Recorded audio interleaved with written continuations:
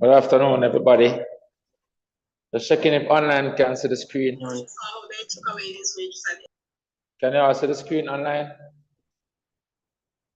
Yes, sir. All right, good.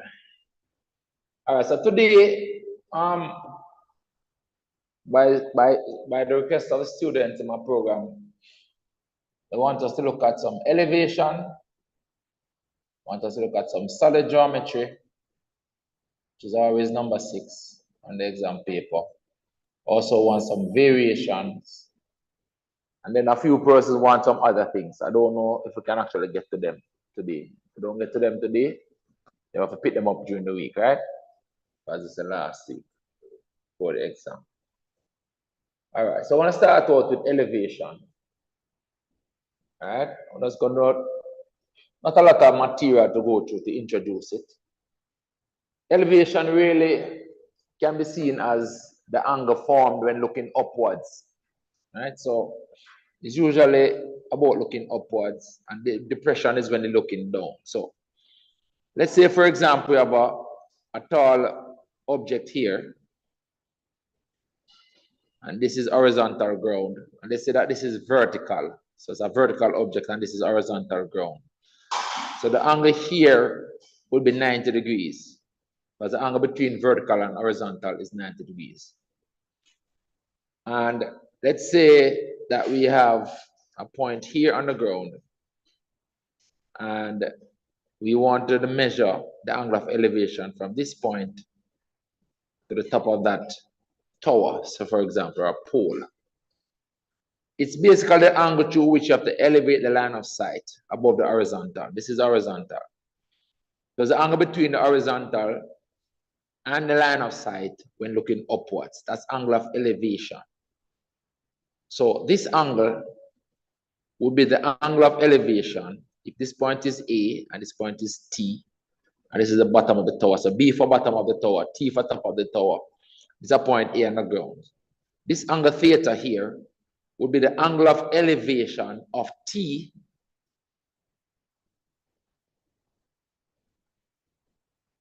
elevation of T from A, angle of elevation. That is theta. Elevation of T from A, the angle of elevation of T from A. Angle of elevation and depression really at CSEC level is a topic that they use to apply so-called tower in right angle triangles. Just as though bearings is a topic that they use in CSEC that allows us to use sine rule and cosine rule in triangles that are not right angle triangles. Elevation and depression is a topic, is a real life topic that they use in CSEC to show how right angle triangles can be used, right, in a real life. So we end up with these right angle triangles because we have the vertical and horizontal. So this then will be a right angle triangle, and chances are you would maybe, for example, know this distance here. And let's say that that distance, for example, is say 20 meters for argument's sake. And you might know the angle of elevation here, for example. If you know the angle of elevation here, it might be, it is, say, 30 degrees, just speaking of angle. And so you know in a right angle triangle that you can use so-called tower. So this angle, this will be the opposite side in that triangle. This will be the hypotenuse. And this will be the adjacent side. And so we can use Pythagoras' theorem, we can also use so-called tower in this triangle. And chances are a question like this might ask you to find the height of the tower here. And then we could go for our normal so-called tower. So-called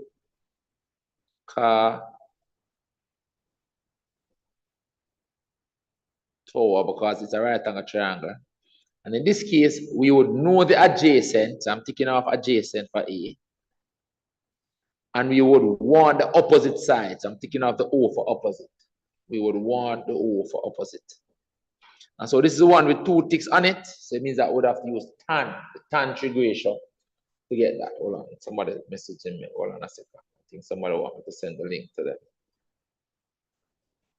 All right, hold on a second. Let's send this link.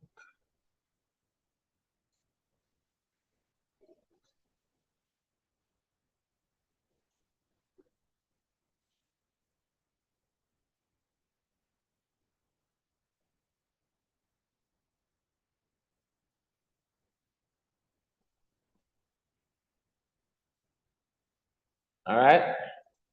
So then I said, as I was saying, I could use so-called tower now, but in this case, we would have used tan. Let's say we're trying to find the opposite, which is the height of that tower. Then we would say that the tan of 30 degrees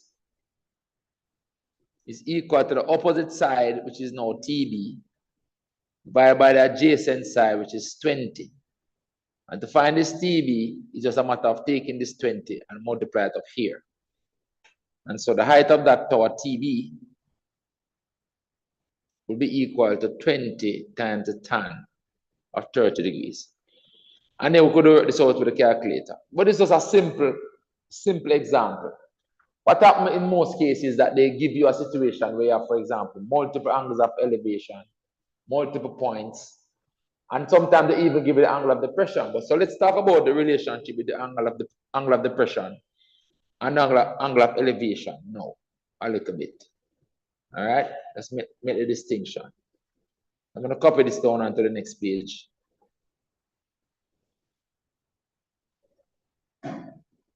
And talk about that a little bit. So let me remove these. So I like to say that the angle of depression from the top is when you're looking down. So angle of depression is like you're up here now and you're trying to look down. So if I remove these lines, angle of depression is like I'm here at the top of the tower and you have to look down. So you have to depress the line of sight. And the angle of elevation is below the horizontal, because angle of elevation and depression are always measured from the horizontal. So I'm going to put a broken line here to represent the horizontal. And again, it's the angle between the horizontal and this line of sight from here to here.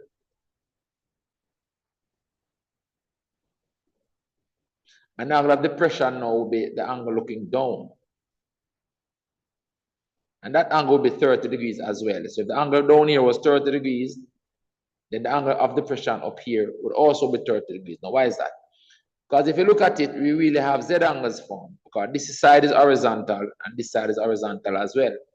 So this line becomes like a transversal line. And so we have like a Z inside here.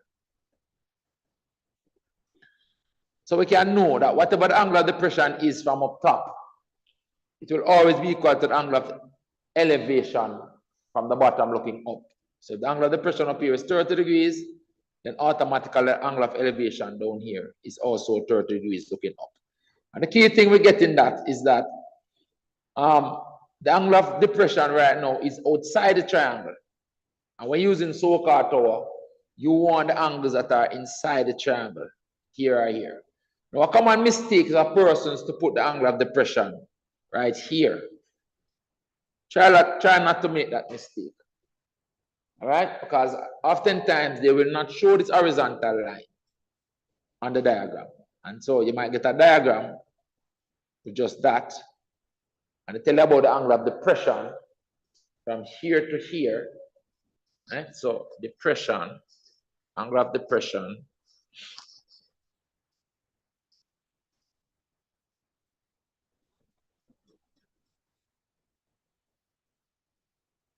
And it's from T to A.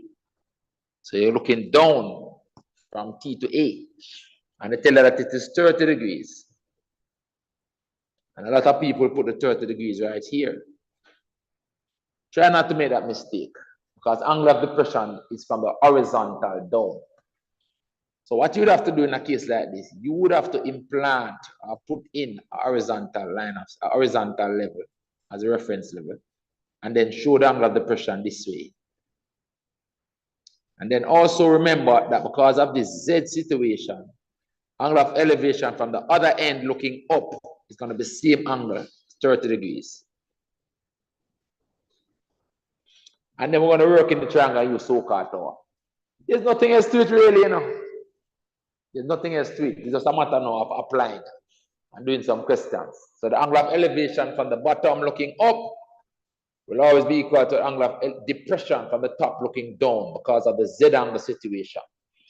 And the majority of times you will end up with a right angle triangle that we can use so-called tower in that triangle or Pythagoras' theorem. That's going to be the case the majority of the times. All right. So I want to look at how they can implant this situation in section 2. Because what they will do, for example, in section 2, so that you're not just working in right angle triangle.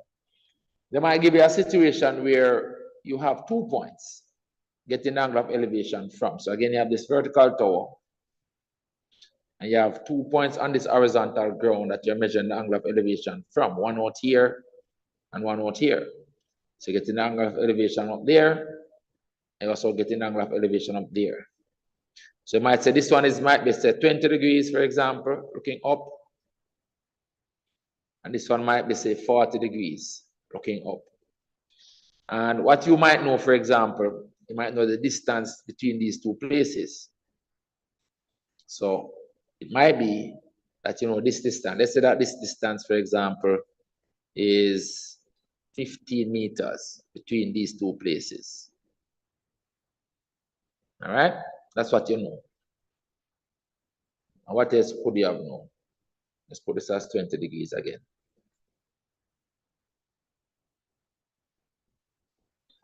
So if you have a situation like this, let me change this from 20. Let me change this 40 from, let me change it from 40. Because I want to show you something that is very important. Let me change this to 37 degrees so that it becomes more glaring.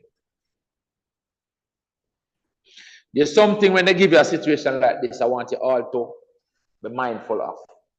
I'm going to show it here now. It becomes very, very important. If they give you this distance alone inside here, out here, and you have this angle here, and also this angle here, they might ask you, for example, for this distance, or they might even go on to ask you for the height of this tower, or they might ask you for this distance out here, or they might ask you for this distance here. They might ask for a number of things. The key thing is that because this is the only distance you know right now, you have to go and work in this triangle. Because it is the only triangle that you have a distance in. And once you're working in that triangle that is not a right angle triangle, then you have to use sine rule or cosine rule. You get me? So what is happening here is that this angle 37 is actually equal to the sum of the one over here and the one up here. So this angle up here is going to be 17 degrees. It's very important that we know that. Now, why is that? Let me tell you why that is so. Because once you know that, once we know that this angle up here is 17, you know, it would mean that we can use the sine rule in this triangle, because then we would have a situation where we have an angle and a side opposite each other. And then, for example, we could work this angle with this side opposite to each other. So we could use a sine rule. This one with this side, and this angle with this side. That's how the sine rule going on. Angle and side opposite, angle and side opposite. So why is that angle up there 17 degrees? You can know multiple ways that this angle is 17 degrees. All right? The first thing is that we can say that total angle on a straight line here is 180, and then find this angle. 180 degrees minus the 37 degrees would give us that angle. And then, having gotten this angle, assuming that we don't know this 18 degrees, the 17 degrees up here yet, then we could say total angle in this triangle here now is 180. And so the sum of this one, and this one add up to 180. And that's how we'll get this angle equals 17 degrees, just to see it. But the shortcut way to do it is to know this rule, that the external angle of a triangle is equal to the sum of the 2 opposite interior angles. So if you look at that blue triangle right now, I'm going to mark it out in blue. This blue triangle that we're focusing on.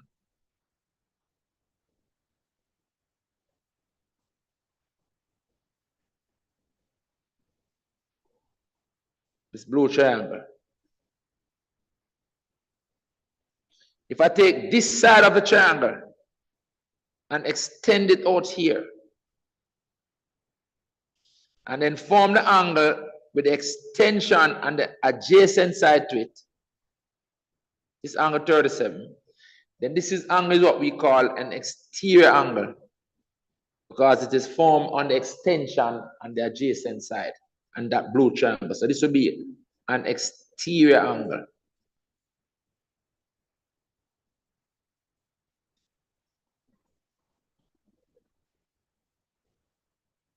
Now, an exterior angle of a triangle will always be equal to the sum of the two opposite interior angles. So this 37 degrees angle is going to be equal to the sum of the two opposite interior angles. So these are the two opposite interior angles that I have marked out in red. Those are the two opposite interior angles. So this is a one opposite interior angle to the 37. Opposite interior angle to the 37 degrees. And this is the other one right here. Opposite interior angle to the 37 degrees. The two of them must add up to the 37 degrees because they are two opposite interior angles. We need to know that, because the longer way is to do what I just did. Find this angle first, 180 minus, and then total angle of the triangle. Why do that when you can know that this 37 is the sum of this angle up here and this angle down there, the two opposite interior angles. And that's why I know that this angle will be 17, because this here we say this angle is 20. If this angle is 20, then this angle up here has to be 17, because 20 and 17 is 37. So this angle up here would have to be 17 degrees right here. This one would have to be 17 degrees. All right, so that's something I want you all to remember, guys. That the exterior angle of a triangle is equal to the sum of the two opposite interior angles. If I kind of simplify and just draw a diagram and show you, let's draw it another way and show you. So let's say I have a triangle. I'm going to draw it now. Let's say I have a triangle like this. It's a random triangle like this.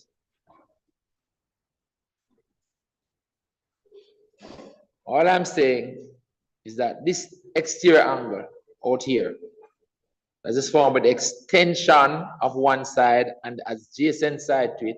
That's exterior angle. So if this angle out here is theta, then that angle theta is equal to the sum of these two opposite interior angles. So if this angle up here is A, angle A, and this angle down here is angle B, just calling it A and B for simplicity, then the theta will be equal to the A plus the B. Very, very useful thing to know. All right? Very useful to know. So that's what we would apply here. And then again, as I said, once we know this angle is 17 and this opposite side is 15, then we can use sine rule in the triangle to find other sides. I think we're ready to jump and look at some past papers, and I'm not going to spend much time. There's nothing much more to explain on this.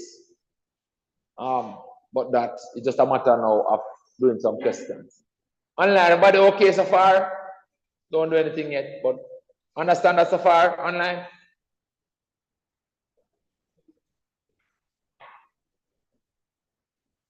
Hello? Sir, just one more something. I still can't understand why I say it's called the exterior angle. Why I say what? It's called the exterior angle. Why it's called exterior angle? Because outside the triangle. So let me show you how exterior angle is formed. So let me show you what the exterior angle is. All right, so if I have this triangle, then the triangle has three interior angles, here, here, and here. Let's call them A, B, and C for now. Usually angles are given capital letters. So let me give them capital letters. So let's call this angle A, call this angle B, call this angle C.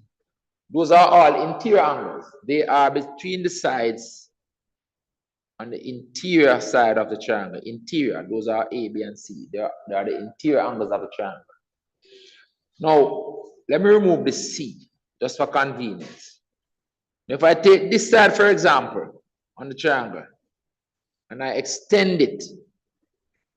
Now, note, the C here was the angle between the two sides internally on the triangle, the C. If I'm forming another angle, right, and I take one side, and I take the extension of this side, and I form an angle now with the extension and the adjacent side up here, then this angle is exterior angle to C, to angle C. And it is be equal to 180 degrees minus angle C. So this exterior angle will be 180 degrees minus angle C, because total angle on a straight line is 180. On a straight line through this point, the total angle is 180. So the two of them must add up to 180. So this exterior angle will be 180 degrees minus angle C. Understand that so far? So that's what the exterior angle is. Yes, angle between the extension of a side and the side adjacent to it is the exterior angle. And I'm telling you now that this angle out here, look, let's prove it now.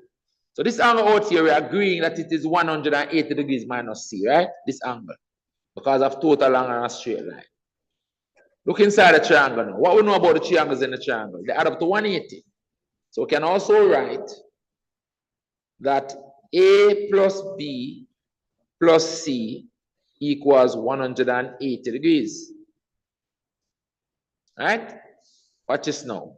If I take this C and I subtract it over here, then I'm going to get A plus B equals 180 degrees minus C.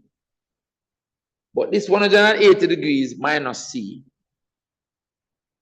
is the same angle that I have out here externally. And I'm showing you now that it is equal to A plus B. What is A plus B? A plus B are the two opposite interior angles. So if I remove the C from this diagram now, you realize that this exterior angle, the purple angle, is equal to the sum of the A and the B. So this exterior purple angle, which is 180 minus C, see here 180 minus C, it is equal to A plus B. So that kind of proves it to be true. That the exterior angle of a triangle is equal to the sum of the two opposite interior angles. All right? So that is what I'm saying. All right. I hope that is clear. All right. I'm just going to run and do a couple questions now on elevation. Right? So I'm going to start with one on 2019. Because what I find is that the more recent elevation questions, they are sort of merging them in the bearings questions. So I'm going to do a couple of those afterwards. But let's do one or two of the traditional ones. And there is one on 2019, one of the traditional ones on 2019. It is January 2019, right here.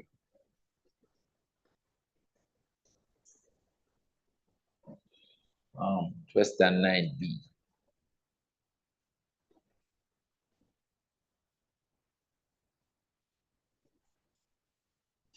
All right, this is 2019. All right, here's one. So this is a nice question. The only problem with this question, guys, is that they kind of made a mistake with the diagram. I can tell you. I can tell you, CSEC, it happens from time to time. These two positions are not correct if you go by the description. All right, let me show you why.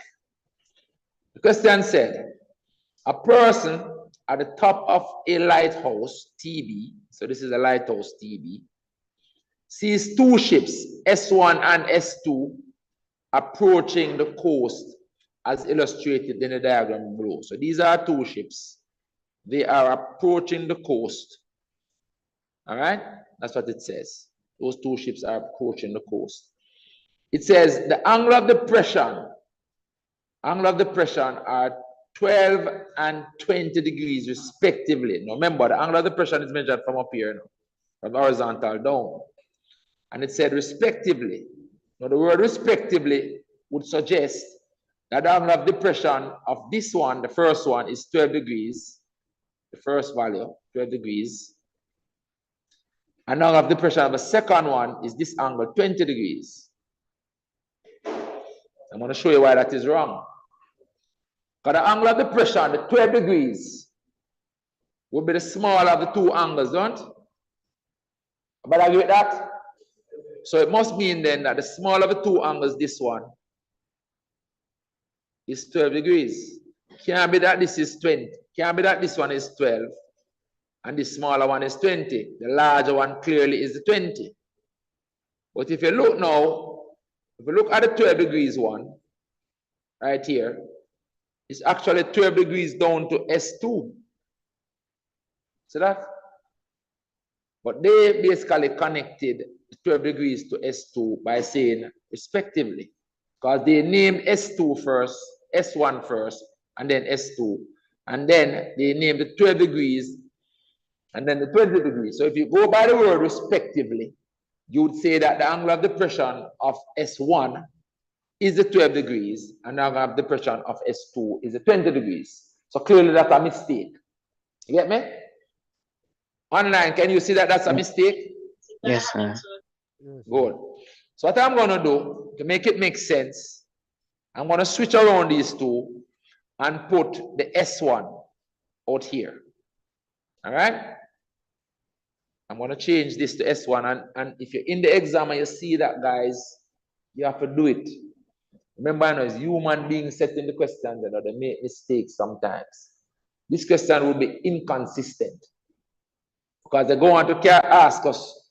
They tell us that the distance between them is 110, and then they go on to put that on the diagram, and then they will ask us for the distance TS2. So the TS2, if you go by this diagram, will be this length they're asking you for. But that length wouldn't help us.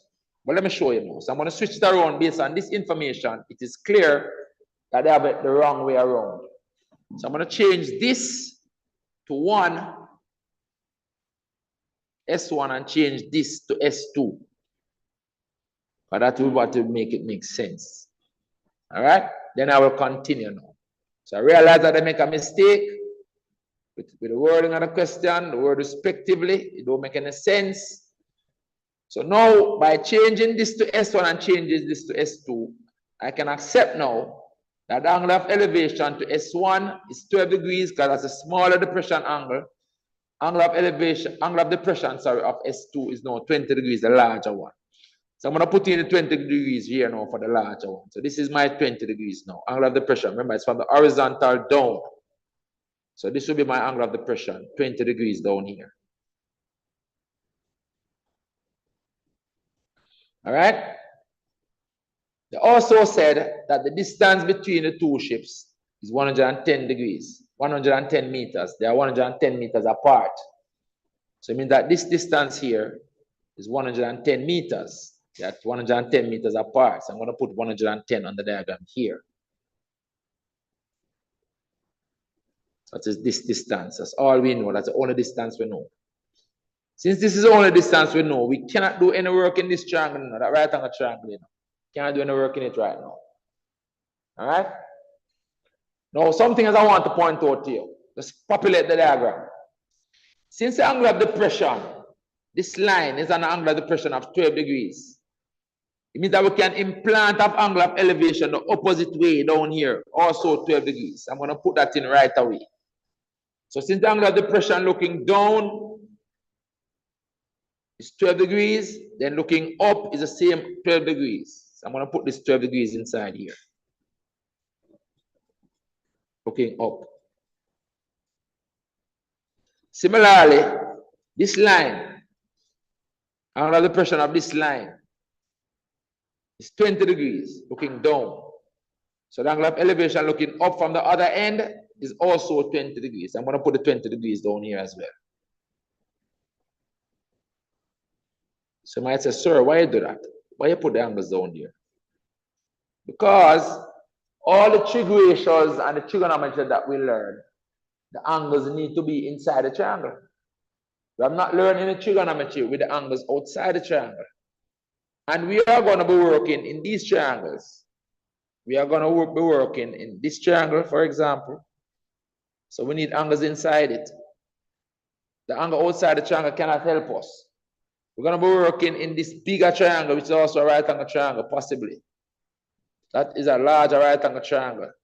We need an angle inside it. See there, that's the 12 degrees. So the angle outside, the 12 and the 12 to outside cannot help us. So we need to always deduce angles inside the triangle because the trig ratios and the sine rule and the cosine rule are with angles between the sides inside the triangle. All right, so we need them in there. Another triangle we have to work in one is this one. So again, we need angles inside it. This one, we have to work in this triangle as well. But that triangle is not a right angle triangle. So if you're going to be working in this red triangle now, we're going to have to use sine rule or cosine rule. We cannot use so-called tower in that triangle. We also cannot use Pythagoras' theorem in it because it is not right angle. All right, let's continue to populate the diagram. Now, this angle down here is 12, as I've said. Remember, I showed you a situation a while ago. So let me just show you something now. Let me take these off, just for convenience. Let me just take these off for the time being and show you something. All right, let me leave them first. The difference between 20 and 12 is 8. So the whole of this angle is 20, and right here is 12. Then in between the two sides here must be 8 degrees. But can I say that? 20 minus 12. Here must be 8 degrees. That must be 8 degrees. But I go to that. But can I give it that? Good. Now let me show you the 8 degrees another way. If I were to remove these, because you could have been given the question where they give you these two angles of elevation instead. You know? So instead of giving you the angle of depression, they could have given you a diagram just like this with these two angles. Once you have that, you have to remember what I just told you. This would be an external angle to this triangle. And it is equal to the sum of the two opposite interior angles. So this angle 12 out here will be equal to the sum of the 8 down here, the 12 down here, and the one up there. So if this angle down here is 12, then this one up here has to be 8. Remember, they must add up to the 20 down here, not 80, 8. This angle has to be 8. For the same reason I just showed you. That the external angle is equal to the sum of the two opposite interior angles. So it kind of shows it as well. Because when we had the 20 and the 12 at the top, we could see clearly that that angle is 8. But I'm showing you now that you could have been a case where you have these two angles and you have to deduce that this one up here is also 8. It's something that I want you all to remember, be mindful of. All right, but let me put back what was there before now.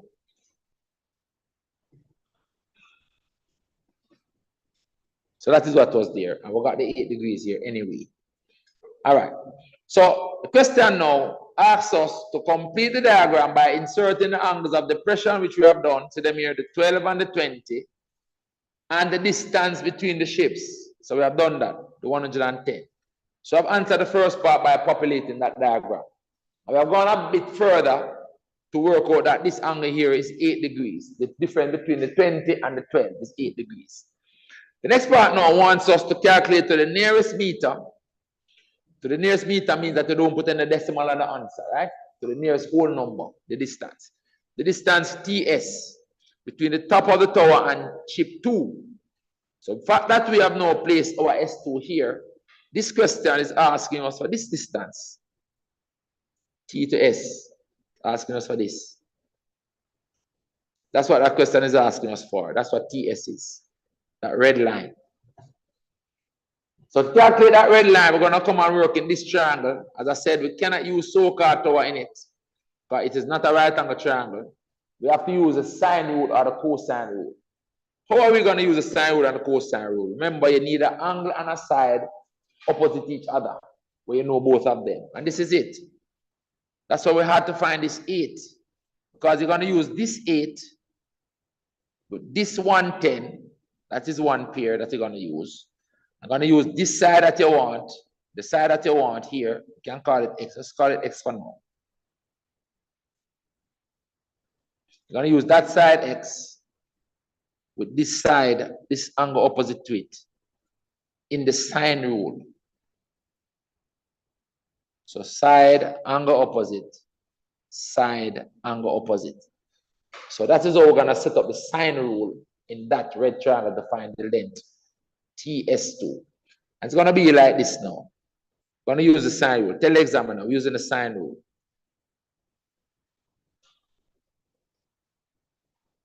So it's going to be the side that you want, which is TS, which I've called X in the diagram, over sine of the angle opposite to the X. The angle opposite to the X is 12 degrees. Sine of that angle equals the side that you know is 110 over sine of the angle opposite to 110, which is the 8 degrees up here. So you see, we had to calculate that 8 degrees. Sine of 8 degrees. That is the sine rule. And then to find the x now, we'll just take this sine of 12 and multiply it and put it behind the number. Always put this trig ratio behind the number.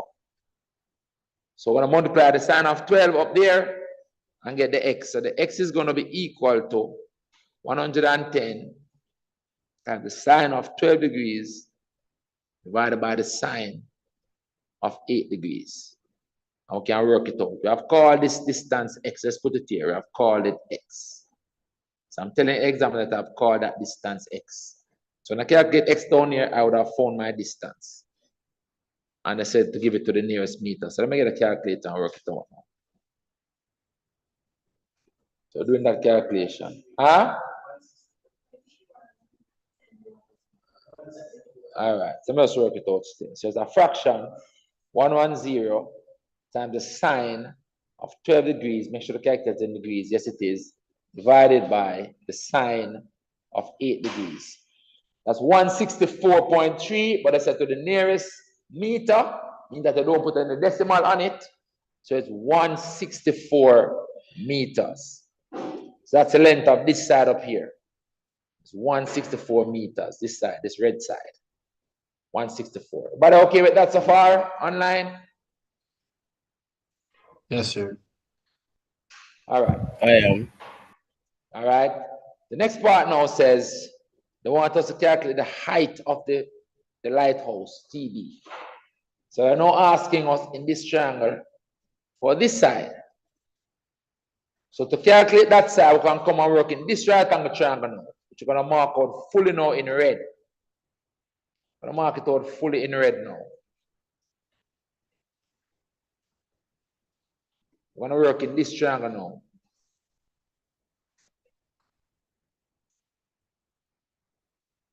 And because we now know the x, it's like we know the hypotenuse.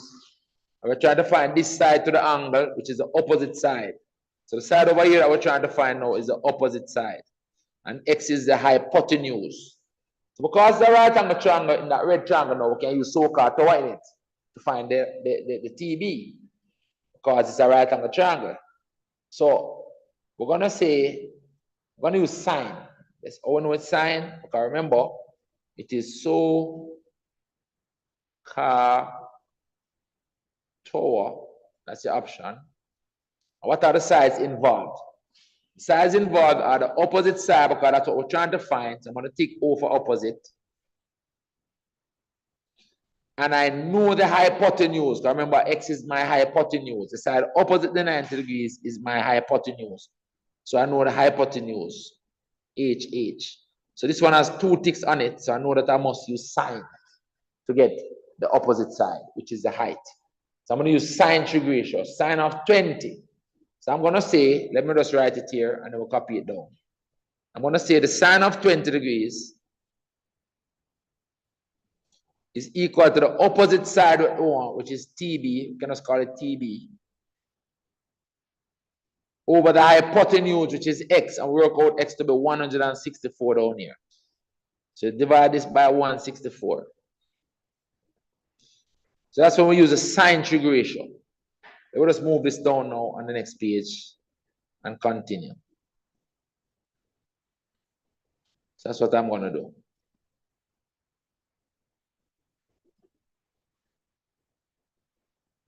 And then now, to find the TB, we take the 164 and multiply it up here. And so the TB becomes 164 times the sine of 20 degrees. And then work it out with the calculator.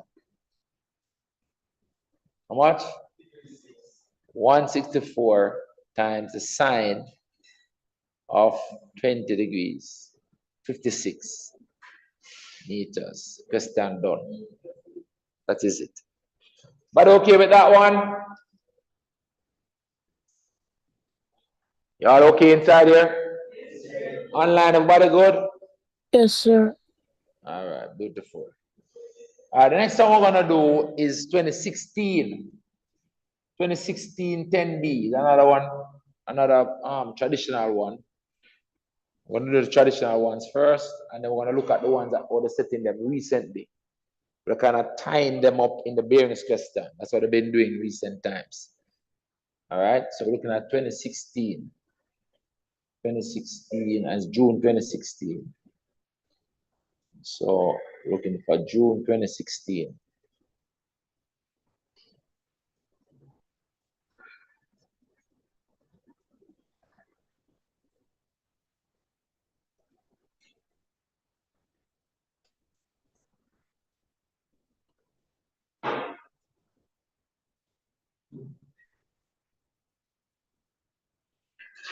All right. So number 10B on this paper.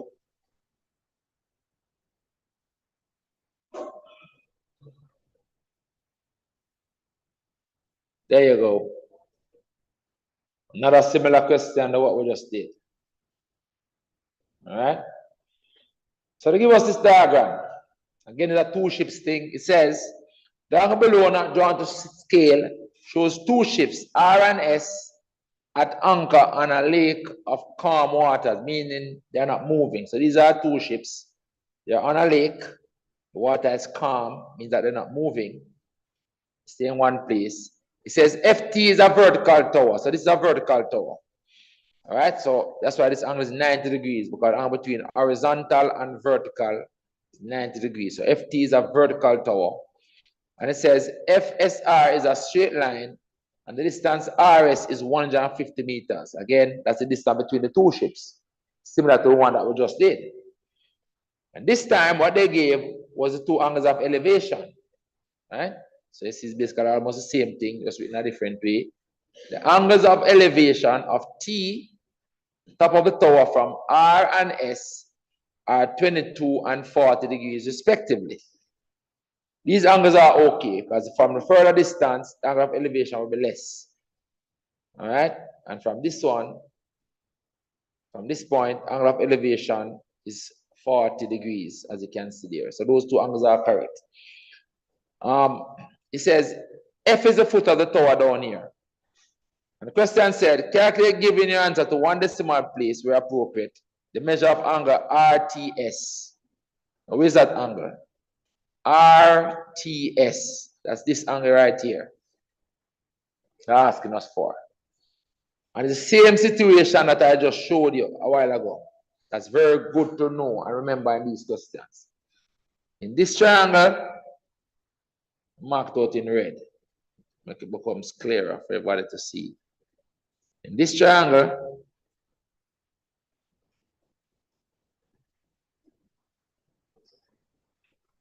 this 40 degrees is an exterior angle. It is equal to the sum of the two opposite interior angles. So this 40 degrees is equal to the sum of the angle in there and the angle up there. And the question is asking us for this angle up here. That's what the question is asking us for. So a quick way to find it is that, remember, the sum of them must be 40. The 22 and this must be 40. And so this angle up here that we want right now becomes 40 degrees minus 22 degrees, which is 18 degrees. So the answer down here is 18 degrees. 40 degrees minus 22 degrees, which is 18 degrees. But understand that? Yes, sir. All right, so that angle is 18 degrees. And watch this now. So now that we know that that angle is 18 degrees, we can now work in this triangle. And we can use sine rule or cosine rule. Again, we would go and use angle and side opposite each other, these two. Okay, we know this angle is 18 and we know this side. And we can use this 22 degrees with this side over here. So chances are going to ask us for this side again, TS. Because CSEC tend to repeat the questions in them. A similar question we just did a while ago, different values. Yeah, the questions repeat themselves. Yes. There are not many different ways these questions are set, you know. They do have a lot of different ways. See, they're asking us for the length TS. So the same thing we have to do again. Work in this triangle, find TS, use a sine rule again. It's basically the same thing. Using this angle with this side, and this angle with this side, and this angle with this side in the sine rule. So let me leave it on the screen so you can see it. So we're using the sine rule again.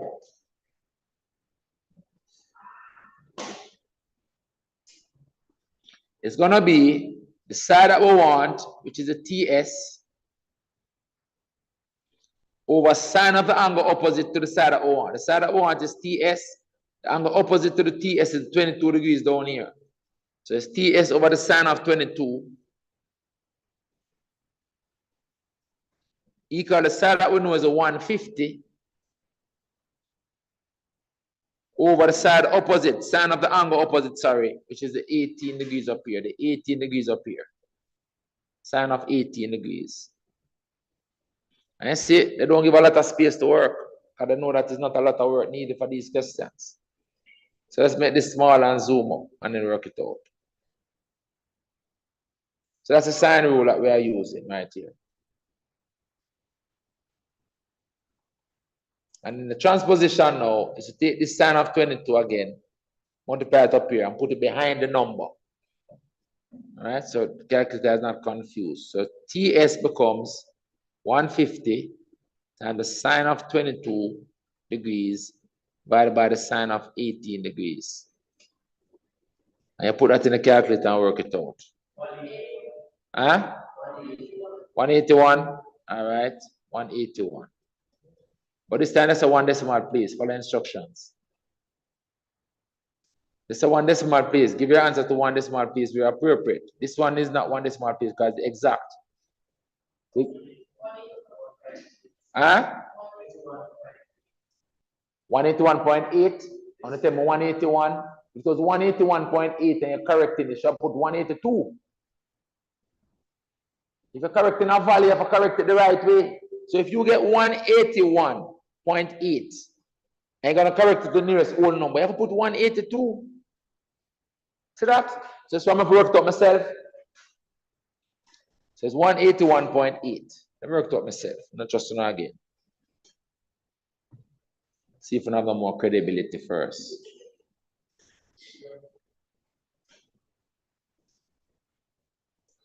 So it's a fraction 150 and the sine of 22 over the sine of 18. 181.8. If you're correcting it to the nearest whole number, you have to put 182. The 0.8 is going to increase it to 182 if you're correcting it, right? So it's 181.1 because that's a 1 decimal place. 181.8, sorry. And that is what, meters, right? Let's make sure, yes, it is in meters. Everything is in meters, distance. So that is the hypotenuse again in this triangle now we know. So if I take all these red marks, we have just calculated this side. So this is basically the same question in a different year, set a different way. We now know this side is 181.2, that red side. And they're going to ask us for the height of the tower now. Same question basically. See? Calculate the height of the tower. So again, we're going to come now and work in this red triangle. Because the right angle triangle, we can use so-called tower. It's the same thing again. We know this side now over here. It's 181.2. 181.8. This side is now 181.8.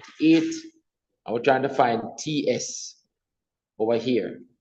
This is the opposite. This is hypotenuse.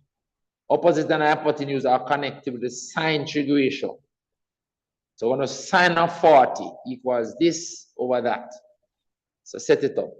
Sine of 40. See it here? Sine of 40 degrees equals the opposite side, which is FT, over the hypotenuse, which is 181.8. Leave FT as a subject. We take the 181.8 and multiply it up here.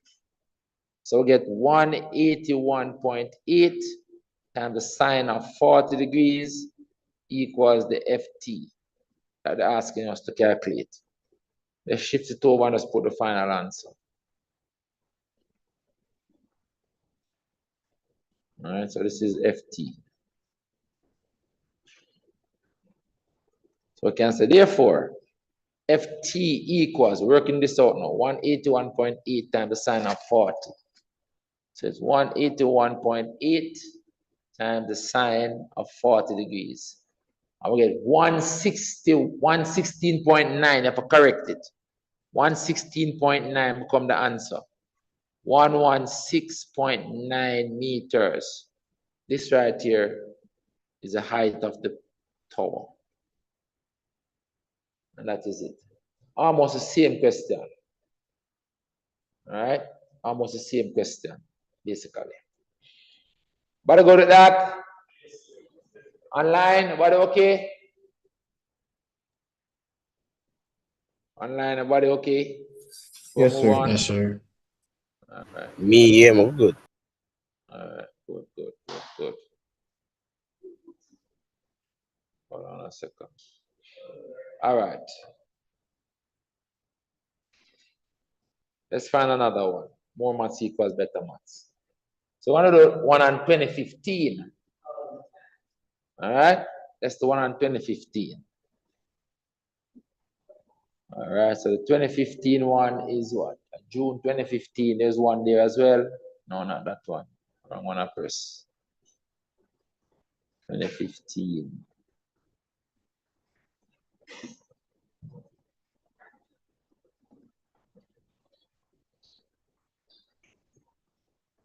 And that is number 10A. And they're very similar. 2015 10A.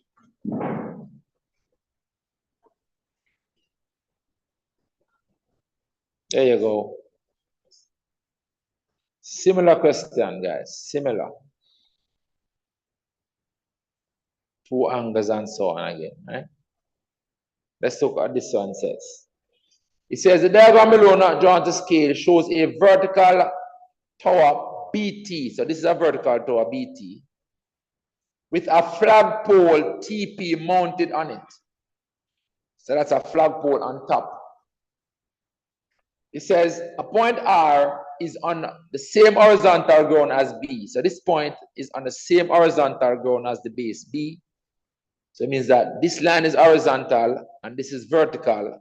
So then I know that the angle right here is 90 degrees. Right here is 90 degrees. So we're working in right angle triangles. That's 90 degrees. So this is a right angle triangle. All right. And it is such that RB is 60 meters, but I didn't show it. So this distance out here is 60 meters. I'm going to put it on the diagram. 60 meters. It says, and the angle of elevation of T and P, these 2 points, T and P, are 35 and 42 degrees respectively. So from here, looking up to T, angle of elevation is 35, but then looking up to P, angle of elevation is 42. So I'm going to put in two of them now. See it here, remember, angle of elevation is from the horizontal upwards. So up to T from R, angle of elevation is just 35. That's what they said, right? 35 and 42. So this angle right here that takes you looking up to T is 35 degrees. But the angle up here, all the way up there, is 42 degrees. So if you want an angle between these two sides, is the difference between the 42 and the 35. I don't know if you need them yet. Okay, in this diagram, we really have three triangles now. Let me show you the three triangles. We have this obvious one right here,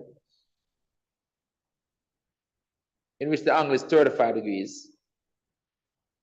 The angle is 35 degrees, and it's a right angle triangle, so the right angle there. So okay, you so-called on that triangle. It's a right angle triangle. There's another right angle triangle, a larger one, which is this one all the way up to P. That's another right angle triangle here.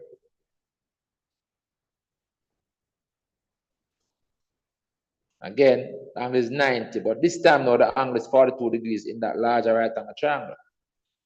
And then we have another triangle still, which is this triangle here between these two sides, which is not a right angle triangle.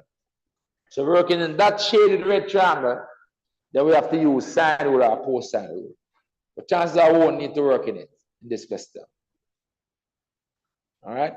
The question said we have to label the diagram to show the 60 meters which we have here, the angles of 35 and 42 which we have here,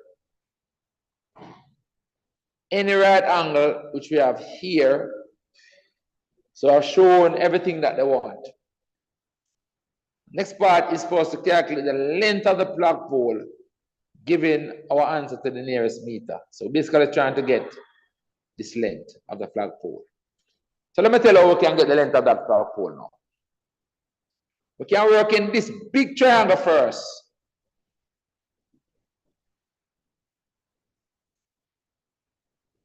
And find this overall height in the big triangle.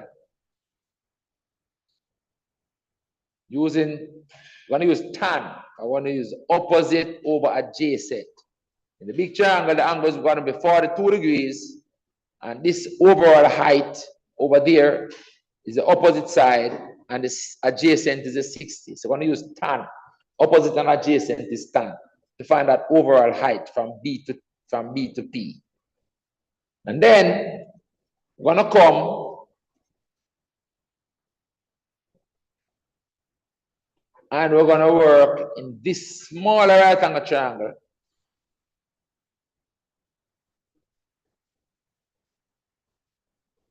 And again, we're going to use tan, but the angle is going to be 35 degrees. I want to find this height, which is the height of the tower. And so the height of the flagpole is going to be the difference between this overall height and the height of the flagpole. I want to find this height working in this smaller triangle. But I can appreciate that. But I can appreciate that. And we can set up so we do the calculation just one time. We don't have to calculate each part. We don't have to actually work out this height, you know. We don't have to actually work out the individual heights, you know. We can get an expression for them and then subtract them and do one calculation. Let's look at it. What space we have to work? Not a lot of space to work with. Let's work in the big triangle first. So we're going to tell the examiner that we're working in this big triangle first. This big one. The big one. TBR.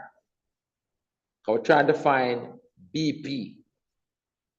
All right, this overall height is BP. Let's try and find that first. Working in the big triangle where the angle is 42 degrees first. So in that triangle, we want to use tan because we want the opposite and we know the adjacent. So we want to use tan. Opposite and adjacent is tan. Connect them, right?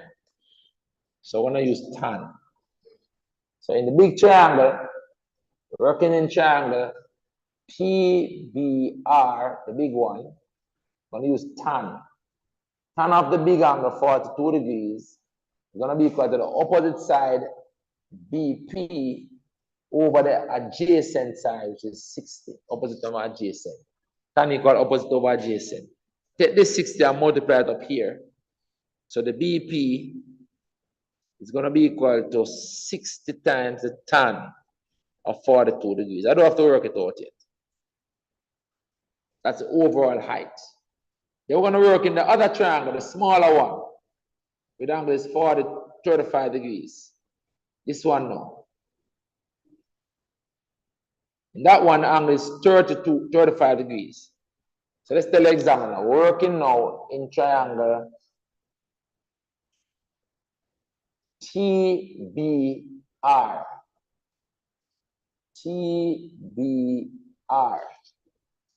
Again, I'm going to use tan, but this time it's 35 degrees. So we're going to say tan of 35 degrees equals the opposite side that we want now, which is TB, over the adjacent side of still 60. Take the 60 again and multiply it up here. We're going to say that the TB is equal to 60 times the tan, 60 times the tan of 35 degrees. So this is the overall height, and this is the height of the overall height, and this is the height of the pole, of the arm, the tower. So the difference between them, the height of the flagpole, which is PT, is going to be equal to BP minus TB. That's what it's going to be. All right? So subtracting this and those, subtracting those two. So it's going to work out to be 60 tan 42 degrees minus 60 tan 35 degrees. That's what we're working out to get the height of the flagpole. Let's do it to the calculator.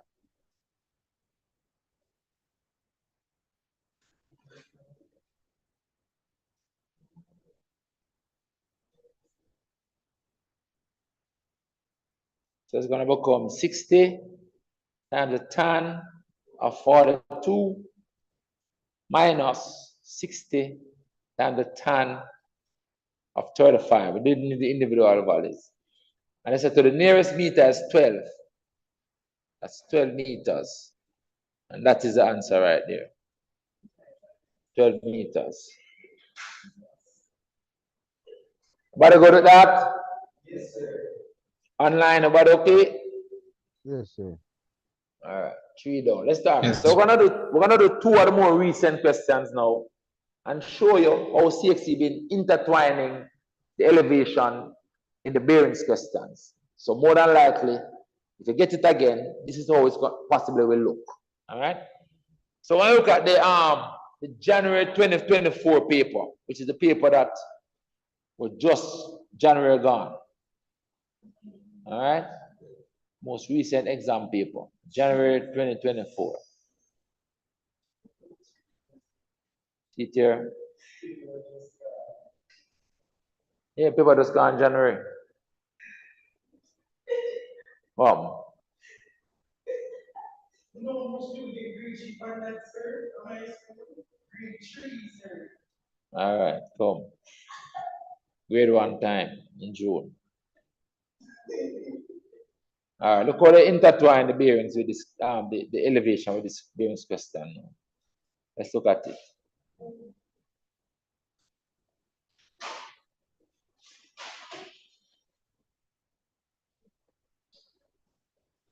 Pass it now. Pass it. Right. Here we go. Now this really is a bearings question, you know. I'm not gonna do the bearings part of it. I'm just gonna do the elevation part of it. Because we did this question the other day when we were doing bearings, right? So this is how they've been integrating or tying the elevation in the bearings question. Look at this one. It says EF, G, and H are 4 points on level ground.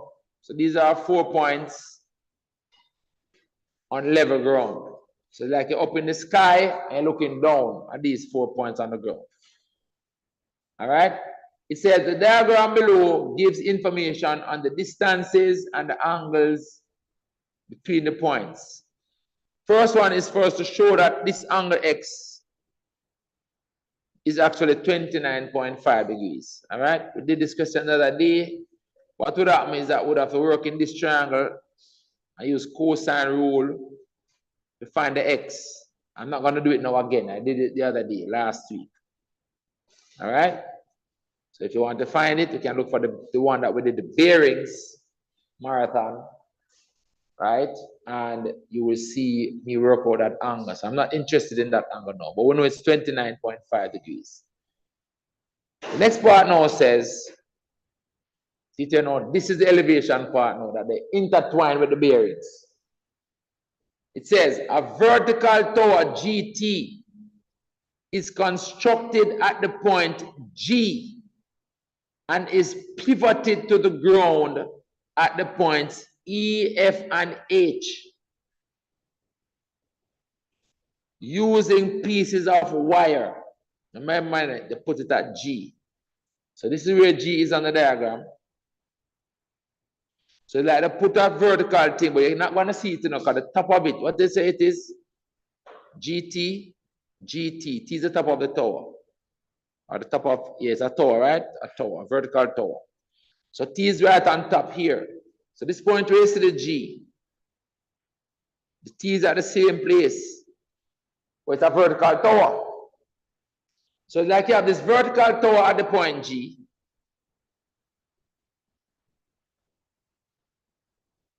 This is G. The top is T. And down here is G. And they have all these other points around it. So you like to have these other points around it. 1, 2, 3 points around it. And this is, let's call this one E, this one F. And let's say that the one behind it is H. You have to draw the diagram kind of this way like. And these points are on the ground. These points are all on the ground. All right, so I'm going to draw the points on the ground. Something like this. Should I put the H over behind it? But it doesn't really matter still. Put this, let me put this E right here.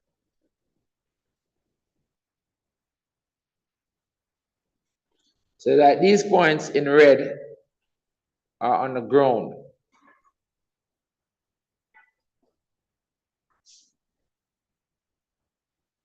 The red lines are on the ground, but this is vertical. Because that is vertical, the angle between the vertical and the horizontal is 90. So let me use the blue and put this angle as 90 right here. This angle is also 90, but what they did, oh, they said the wires went out, so these were not connected. I'm going to show the wires. So that there are wires now. Oh, let me put the ground first. Put the ground first. Sorry, put the ground first. But there was a line going out here as well on the ground. And then what happened now that these are like wires. So like there's a wire from here to here, like this. There's a wire from here to here, like this. And there's a wire from here to here, like this. And those are wires slanting upwards. And so the angle between this vertical pole and these red lines are all 90 degrees. So this is 90 degrees over here as well. And to this line is also 90 degrees, like so. So those are all 90 degrees angles, 90 degree angle. But this is a three-dimensional situation on a two-dimensional paper, so it's kind of difficult to show it. All right? And what did they tell us about? So T is at the top. Remember, this point right here is G on the ground, right? Let me take this off. So right here is G, right here is G. What did they tell us about? They said the angle of elevation of the top of the tower from the point F is 31 degrees. So from F looking up to the top of the tower, the angle is 31 degrees. So this is the F. All right, so like the angle looking up now, this, remember, this is horizontal now. So like the angle looking up here now is 31 degrees. That's what the angle is, 31 degrees. But if I were to show this triangle now, sideways, for to show that triangle sideways, it would maybe look like this. Like, this is the G, this is the T at the top. This line GF, I can show it like this, GF, and put F right here. And this is the top of the pole. or the top of the tower. This is the tower. And then the line of sight, angle of elevation I'm talking about, is the angle of elevation up to there. That is it. This is the vertical pole, tower, that's 90 degrees. What is the distance between G and F on the diagram? G and F, let's look at it, the original diagram. G and F, see it here? It is 6.9 meters. So this is 6.9 meters. 6.9 meters. And they're telling us that the angle of elevation from F up to T is 31 degrees. So that 31 degrees is the angle looking up here. That is the 31 degrees.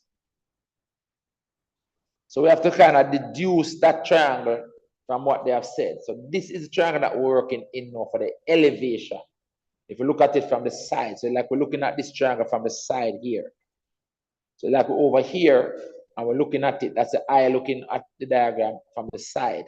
That's the elevation view, and this is what you would see if you look at it from the side. Can you understand that, guys? So now we're working in this triangle. What do they want us to find? The height of the tower, right? So say, oh, the length of the wire. So the length of the wire is going to be this. That's what they want. So let me copy this down as a situation that we have created. I'll put it down here. So this is our view. This is our elevation view of what they have said. That's our sketch of it. And the question is asking us for the length of this wire right here. Let me put it in red. Question is asking us for that length of that wire, TF. So we have a right angle triangle. So we can use so-called tower in it, right? So this is now the hypotenuse that we want. And this is adjacent. So that's cos. We have to use cos. It must so car tower as a right angle triangle. And we're trying to find the hypotenuse and we know the adjacent. So that's why we're using cos. Adjacent and hypotenuse connected with cos. So we're going to say the cos of 31 degrees becomes equal to the adjacent side of 6.9 over the hypotenuse up here. Let me take off this one. The hypotenuse up here, which is TF. That's what I want us to calculate. Calculate the length of the wire that secure point T to F. All right, so we're trying to find this TF. So we're gonna get it now. We take the TF and multiply it up here, and take the cos 31 and divide it under here. That's how we transpose that. Nice and easy. So we're gonna get the TF as a subject being equal to 6.9 divided by the cos of 31 degrees. Let's work this out and we're done. So TF becomes whatever this is. So let's show it over here.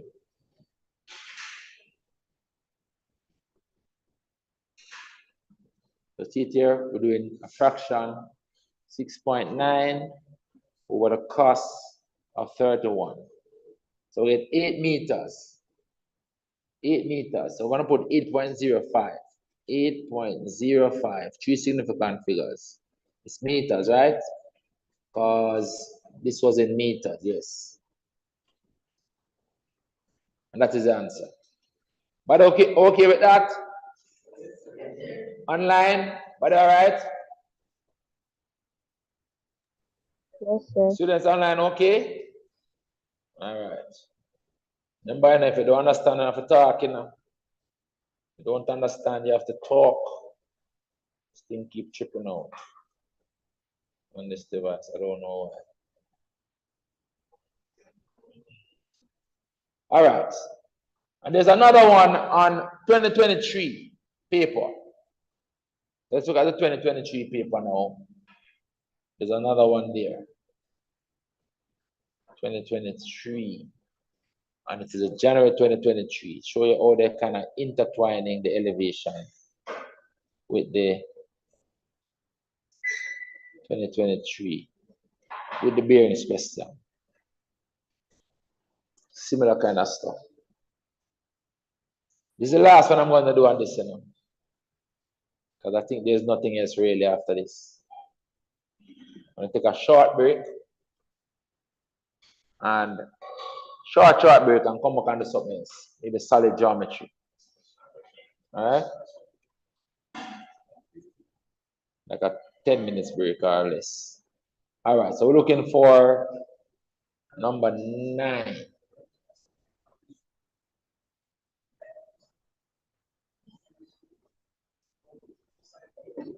See it here?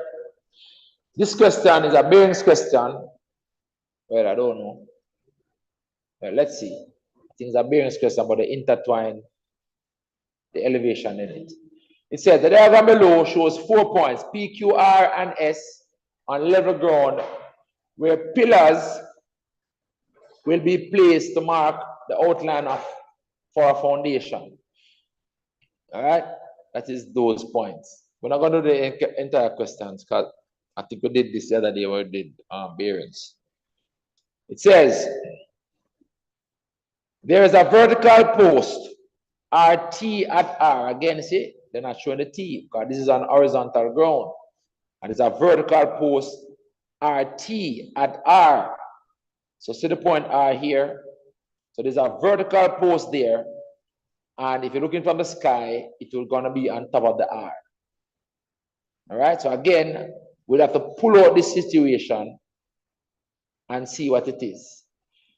It says, from Q, from this point Q, the angle of elevation of the top of the post T is 21 degrees.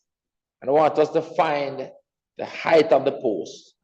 So if we were to draw that situation from here to the top of a post up here, then it will basically look like this. So it's like you have the post at R, I have the top of the post here, and you have this horizontal line out to Q, and that distance is 153 meters, as you can see there, 153 meters. And this is vertical and this is horizontal, so this angle here is 90 degrees. And this is the angle of elevation that told us about. 21 degrees is the angle of elevation this way. Looking up here. Draw it straight, Mr. Shaw. And then we're looking for, this angle is 21 degrees. Looking up, 21 degrees. And I want us to find this height. See? Find the height of the post. So in this case, this is the opposite that we want. And this is adjacent that we have. So this time we're going to use tan. Tan equals opposite over adjacent. So we're going to use tan this time. So we're going to say it now. The tan of 21 degrees in that triangle is equal to the opposite side, which is a TR, over the adjacent side, which is a 153. To find the TR, I want to take the 153 and just multiply it up in front of that. So the TR is going to be 153 times the tan of 21 degrees. Therefore, that TR that I want, we just need to work this out now. 153 times the tan of 21. That's going to give us the TR.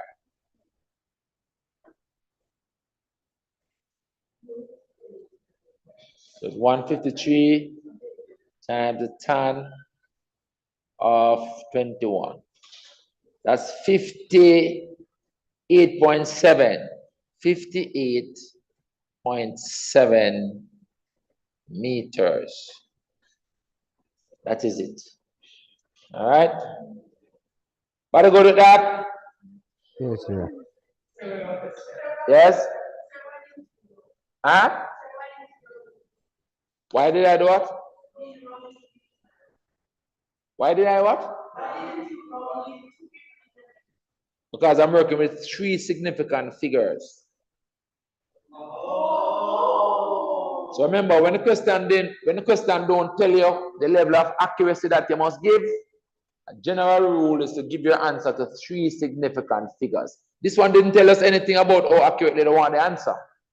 If they said they wanted the nearest meter, then we'll put that at 59. But they didn't say anything at all about how accurately they want the answer. So once I don't say that, general rule is to give your answer to 3 significant figures. All right? That is it. All right. That finishes that, guys. Don't think I'm going to do any more of these elevation questions. That is it. So we're going to take a little 5 minutes break. 5 minutes break, and then we'll come back and we're going to do some solid geometry. The number 6 on the exam paper. Right? Volume and surface area and so on. Solid geometry. All right? It's a measurement question. So we're going to take a little 5 minutes break. Give body a chance to stretch the leg. And we're going to come back and do that. All right? Let's take a little short break. I'm going to do some solid geometry. All right, so I'm going to pause the video a bit. Well, not pause. I'm going to mute. 5 minutes.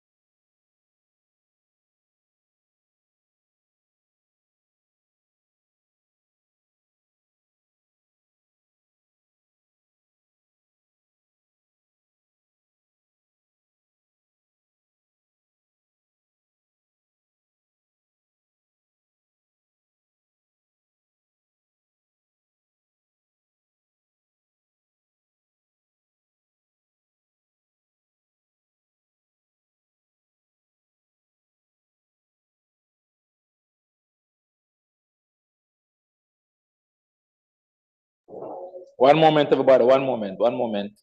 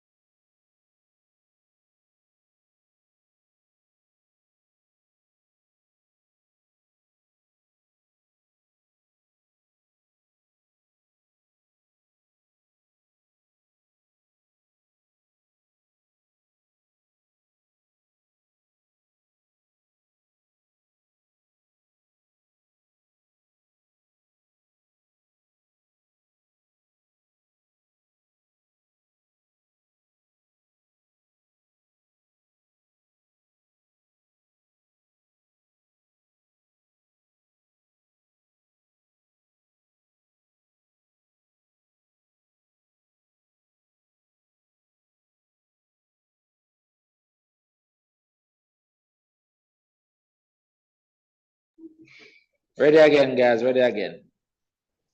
All right. So now we're gonna look at some measurements, volume, surface area, solid geometry, basically, right? We're gonna introduce first the three main formulae that governs our calculations in solid geometry. And we're talking about solid geometry of objects with uniform cross-section.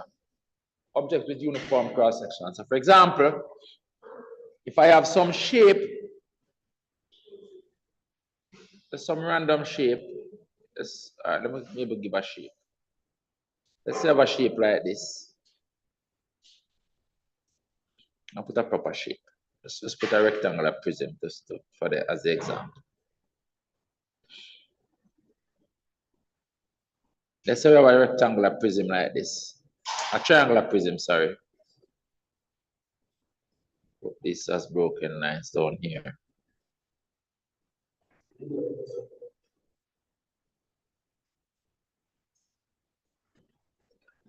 That's a prism. That's a triangular prism. It's an object with a uniform cross-section. The cross-section is, you can identify by the shape of the end of it. Right? The shape of this end is a triangle. This end over here is also a triangle. So that is the cross-section of the object. Anywhere along it you cut, you're gonna get the same shape end. Once you cut it parallel to the end, you're gonna end up with a triangle again wherever you cut it. So the triangle is a cross-sectional area. All right.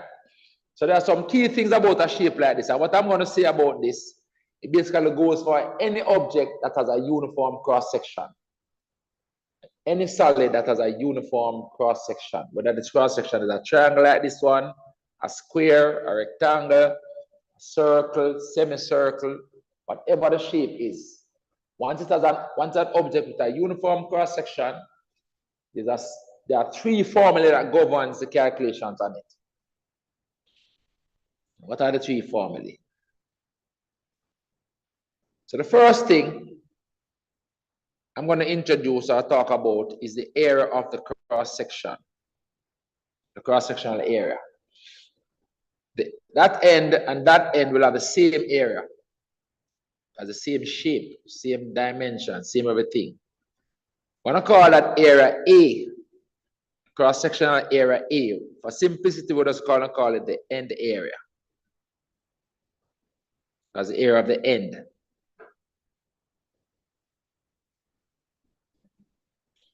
Giving it the letter A. Then the length of the object. The length of the object with your uniform cross-section. Sometimes it's going to be a height if the thing is vertical. Sorry. So if, for example, if it's a cylinder, like this, then that length is going to be a height instead. So sometimes the length will be a height. In any case, I'm talking about the distance between the two ends. If it's a cylinder like this, it's an object uniform cross-section. These would be the two ends. And the distance I'm talking about is this distance L between the two ends. If the object is vertical, then instead of calling it L, I might call it H for height. In this prism, that would be the length of this side. I'm going to give it the letter L for the length. So the length of it is the distance between the two ends. So the length is the distance between the two ends.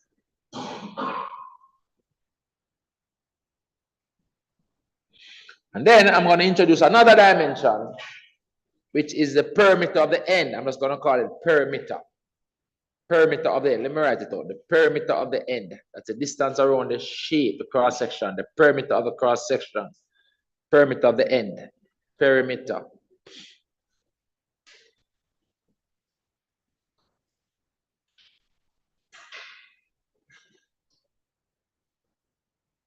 Of the cross-section, which is perimeter of the end. Remember, the end of it is a cross-section. So perimeter of the end, we'll give it that letter P.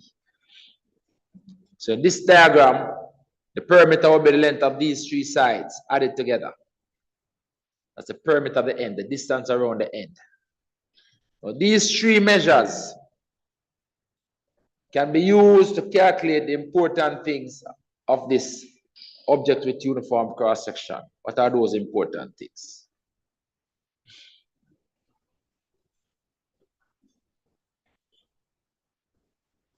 The curved surface area. All right, first to the volume. Let's talk about the volume first. The volume, V for volume. The volume is going to be the end area times the length. The volume of an object with uniform cross-section is the end area times the length. So let's put volume down here and put V. So objects with uniform cross-section, they will have a volume. Uniform solids. So the volume of that prism, for example, is going to be the end area, the area of this triangle, multiplied by the length of the prism. That's going to give you the volume, the cross-sectional area times the length. The A is the end area, which is also the cross-sectional area, times the length. Remember, the length is the distance between the two ends. So if it's a cylinder, as I said before, the cross-sectional area will be a circle, which is pi r squared. And the length of it would be this height. And so the volume would be pi r squared times the length, which in this case is the height. And that's how we get the pi r squared h in the formula, but it still comes from this end area times the length. Just using that as an example to show the consistency of what I'm showing you. The next measure I want to show you is what I call the curved surface area, CSE. Curved surface area, the area around the side of the object. So the curved surface area is the area of the faces around the side of the object, not including the two ends. So in this case, even though the areas around the side are not curved, it is still referred to as a curved surface area. So this curved surface area, we'll be talking about the area of this face over here that you can see, plus the face at the back over here, the area of the face at the back over here, plus the face beneath it on the base down here. When you add those three together, you will get the curved surface area. But a quick way of getting that the sum of the areas of those three faces is to do the perimeter of the end times the length. So this is a curved surface area. area of the faces around the side. Let me write it out for you. Curved surface area. Curved surface area. That's what the CSEC stands for. And remember, it is the area of the faces around the side. If you had a cylinder, let me show you the connected with the cylinder now. This person might know about the cylinder, which still is an object with uniform cross-section. So the perimeter of the end here would be the circumference of that circle. So the P in this case would be 2 pi r, circumference of the end. Again, the L that I'm talking about in this case of the cylinder would just be the h, the height of the cylinder. And you might know that the curved surface area of a cylinder is actually 2 pi r times h. Where it come from? Because 2 pi r is the P and the h is the L, the distance between the two ends. So you can make the connection again. Just using a cylinder. Our persons know about cylinders. So we can make this connection. And the last thing I'm going to show you now, I'll tell you about, is the total surface area. This one is kind of straightforward. The total surface area would be the curved surface area. That's the area of the faces around the side, plus the two end areas, the one at the front and the one at the back. So I'm going to add 2a to this, and this is for uniform solids. So I'm going to add plus 2 times the end area. So this is going to give you the total surface area. This giving you the area around the side of the object, and this adding the two end areas. Remember that this curved surface area is PL, the perimeter of the end. So this becomes PL plus 2 times A. And that is the total surface area. This means the area of all the faces. All the faces. That's what the total surface area means. All the sides. All plane sides. All plane surfaces. Total surface area. Whether there's a flat surface or a curved surface. This gives you the total surface area. So that TSA means total surface area. Total surface area. So if you can remember these three things, this one, and this one, then you're good to go. Remember these two are the same, you know, these two are the same, right? Because the curved surface area is the perimeter of the end times the length from here. If you can know, remember those two formulae, you can work any object with uniform cross-section. And then any other thing you can figure out. What they like to do in these questions sometimes is transfer volume. So for example, if you calculate the volume of this prism, they might say, okay, the prism, the triangular prism, is reshaped into, for example, a cube. So I might take the prism and reshape it into a cube. And the cube might be like this. And you might have a cube. Just kind of sketching something quick. So the prism is reshaped into a solid cube. So the solid prism is reshaped into a cube. And what is transferred is the volume. So whatever the volume of this prism was, the volume of that cube is now equal to that. And if the dimension on the cube, for example, is x by x by x, x by x by x, then the volume of the cube would be x cubed. It will be equal to the volume of this prism over here, whatever the volume of the prism was, the volume of the prism, which you would have gotten from this formula right here. So a lot of the time what they do, they transfer volume. Sometimes they transfer some of the volume, or sometimes they transfer the whole volume. That's what they like to do in these questions, transfer the volume. Sometimes what it is, they set questions where, for example, you have a cylindrical container.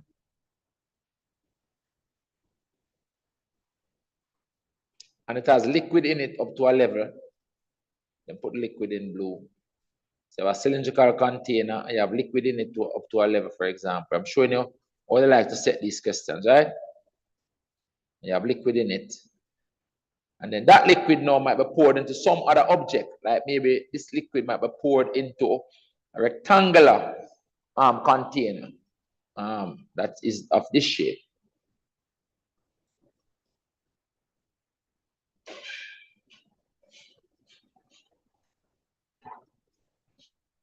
And so that liquid now will occupy some space in it. Right? If I were to show this at the back, on here, so it's like the liquid now is transferred into this cylinder. All right, and this is the liquid transferred from this into that. And they ask you some question about that, right? So whatever volume that was in here has now been transferred into there, and because the dimension is same, you know that the volume is constant. And they ask you some questions. So the questions kind of set up to answer these things. So I get the thing to do now to look at the questions. Normally number 6 on the exam papers. Normally number 6 is at the volume question, all right? So let me choose a couple of them, and I'll do a couple of them for you. So let's start with a recent one. Let's start with June 2022. There was a nice one on June 2022, I think. June 2022. Look at how we tackle those questions. June 2022. Right here. It's a very popular topic on the exam paper. Usually comes at number 6, and almost every exam paper gets some solid volume related measurement question to do. A transferring volume, all right? Always transferring volume. I like to say question where transferring volume. All right, so this is a straight prism one. All right, it's a straight, see, object with uniform cross section. What is the cross section of this object? This is it. Cross sectional end, same end that is over here. Cross section can be any shape, guys, it don't matter. If you look at this cross section, it comprises of a semicircle down here, and up here is a square. One was a square because they tell us that this is 4, and this dimension is also 4, which is the same dimension across here, so it's a 4 by 4. So you have a semicircle and a square. Now remember, the P that we spoke about could not include this line. The P is the perimeter of the end, the cross-sectional area. So the perimeter will be the distance around here, all the way around here. So it will be basically inclusive of these 3 sides, 4, 4, and 4. And then between here and here, you have this half of a circumference of a circle that will form the perimeter of the end. If you want the area of the end, which is the A, then it will be the area of this square plus the area of this semicircle. That will give the A. And the L that was spoke about in the formula earlier is the distance between this end and this end, which is this distance here. So this will be your L in the formula. All right? Remember, the 3 formula governing this topic will be this. Let me write them out for you. Volume is the end area times the length. Curved surface area is the perimeter of the end times the length. And total surface area will be the curved surface area, which is this as well, plus the 2 end areas. Let me shift this over a bit. Plus the 2 end areas. These 3 formulae will govern the calculation on this thing and make it easy. Let's do the question now. Question says, the diagram below shows a solid made from a semicircular cylinder, that's down here, semicircular cylindrical base, with a rectangular prism above it. So this is a rectangular prism above it. This thing above it is a rectangular prism. So the base is a semicircular base, cylindrical base, half of a cylinder, and that's a a rectangular prism on top. Just at the end of it is a square. All right. It says the diameter of the cylindrical base and the width of the rectangular prism are 4 centimeters each. So they're talking about this. The diameter is 4, but the thing is, when we're working with circles or doing circular measures, we don't really work with diameter. We tend to work with radius. So I would have to mark from now that the radius of this thing is actually 2 centimeters. I make a note from now. The radius is 2. So I'm going to put R equals 2 on this cylinder, so I don't forget. The diameter is this length across here is 4, so the radius of it is 2. Why am I doing that? Because the formally governing circles are the majority of the time they are expressed in terms of R. Like pi r squared is the area and 2 pi r is the circumference. So I'm indicating I'm going to be working with R equals 2 based on information. All right. What do you want us to do? It says calculate the total surface area of the solid right off the bat. Total surface area of the solid. And they're giving us some help right here. But this help I don't think we need it. Look what they said. It said the surface area A of a cylinder of radius R, that total surface area will be 2 times pi r squared. That's the 2 end areas, you know. And this would be the curved surface area. But I'm not going to use that because we don't have a cylinder in this diagram. We have a semi-cylinder, half of a cylinder, so I'm not going to use that. I'm going to go back to the traditional formula of a total surface area, which is this. I need the curved surface area, which is the perimeter of the end times the length. All right? And then I'm going to add the 2 end areas. So I need the 2 end areas, and I also need a curve. I need the curved surface area. And the curved surface area, remember, the perimeter of the end times the length. Let's work it out step by step.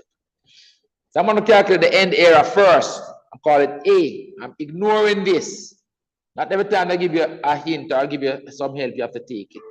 I'm not going to be using this. That's going to give me more work than I need.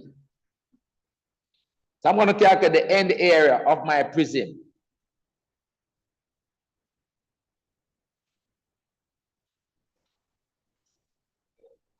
Calling it A.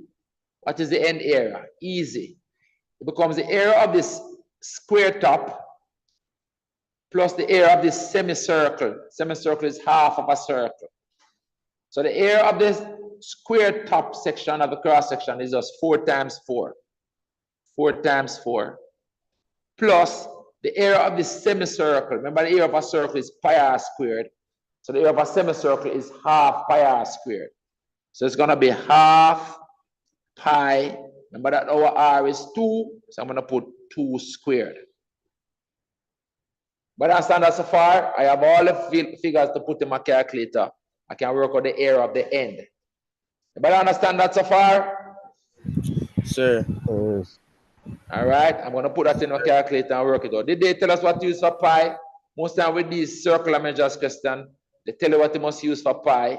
If they don't tell you what to use for pi, use the pi on your calculator. Okay, if they don't tell you what to use for pi, as is this case, use the pi on the calculator. So let's calculate that end area, cross-sectional area. So I'm going to use the calculator and work out that cross-sectional area, which I call the end area. So it is this 4 fours right here, which is 16, plus half of pi r squared.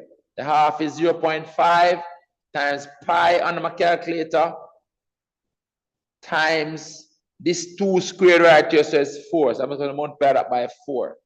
I'm getting 22.28. I'm going to work the 3 significant figures and put 22.3.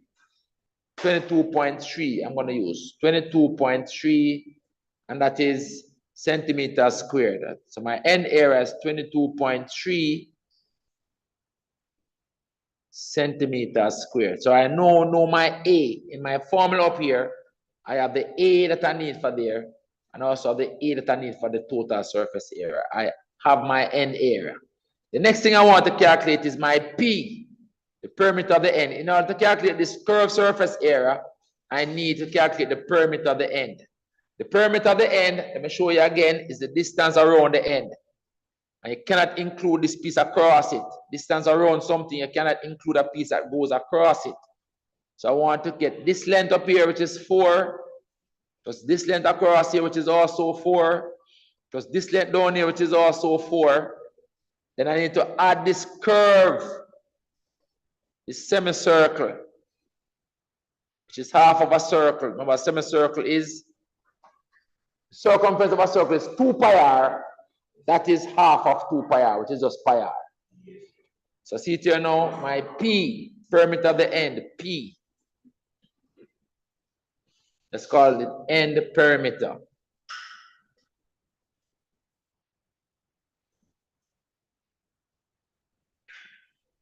P becomes equal to, see it here now, these 3 sides up here is 4 each. 4 plus 4 plus 4. That's 3 times 4. 3 times 4. I think the calculator too big. 3 times 4 first. Plus this half of a circle, half of a circumference, I should say.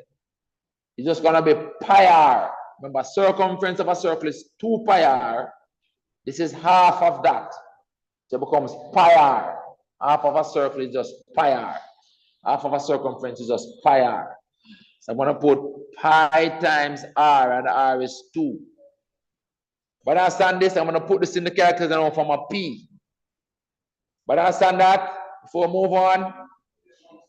So the 3 times 4 is 12 plus this becomes 2 pi. Pi times 2 is 2 pi. So I'm going to multiply that 2 times pi. So I'm getting 18.28. 3 significant figures, 18.3. And that's centimeters because perimeter is a length. That's 18.3 centimeters is the perimeter of the end. What else do I need? I need the length of the prism, but it is here. The length of the prism is the distance between the 2 ends, which is this 12. So I can write that down. The length of my prism, the L is just simply equal to 12 centimeters. All right? I can now calculate the total surface area now. See it here now? I have all that I need for the total surface area. See it here now? Total surface area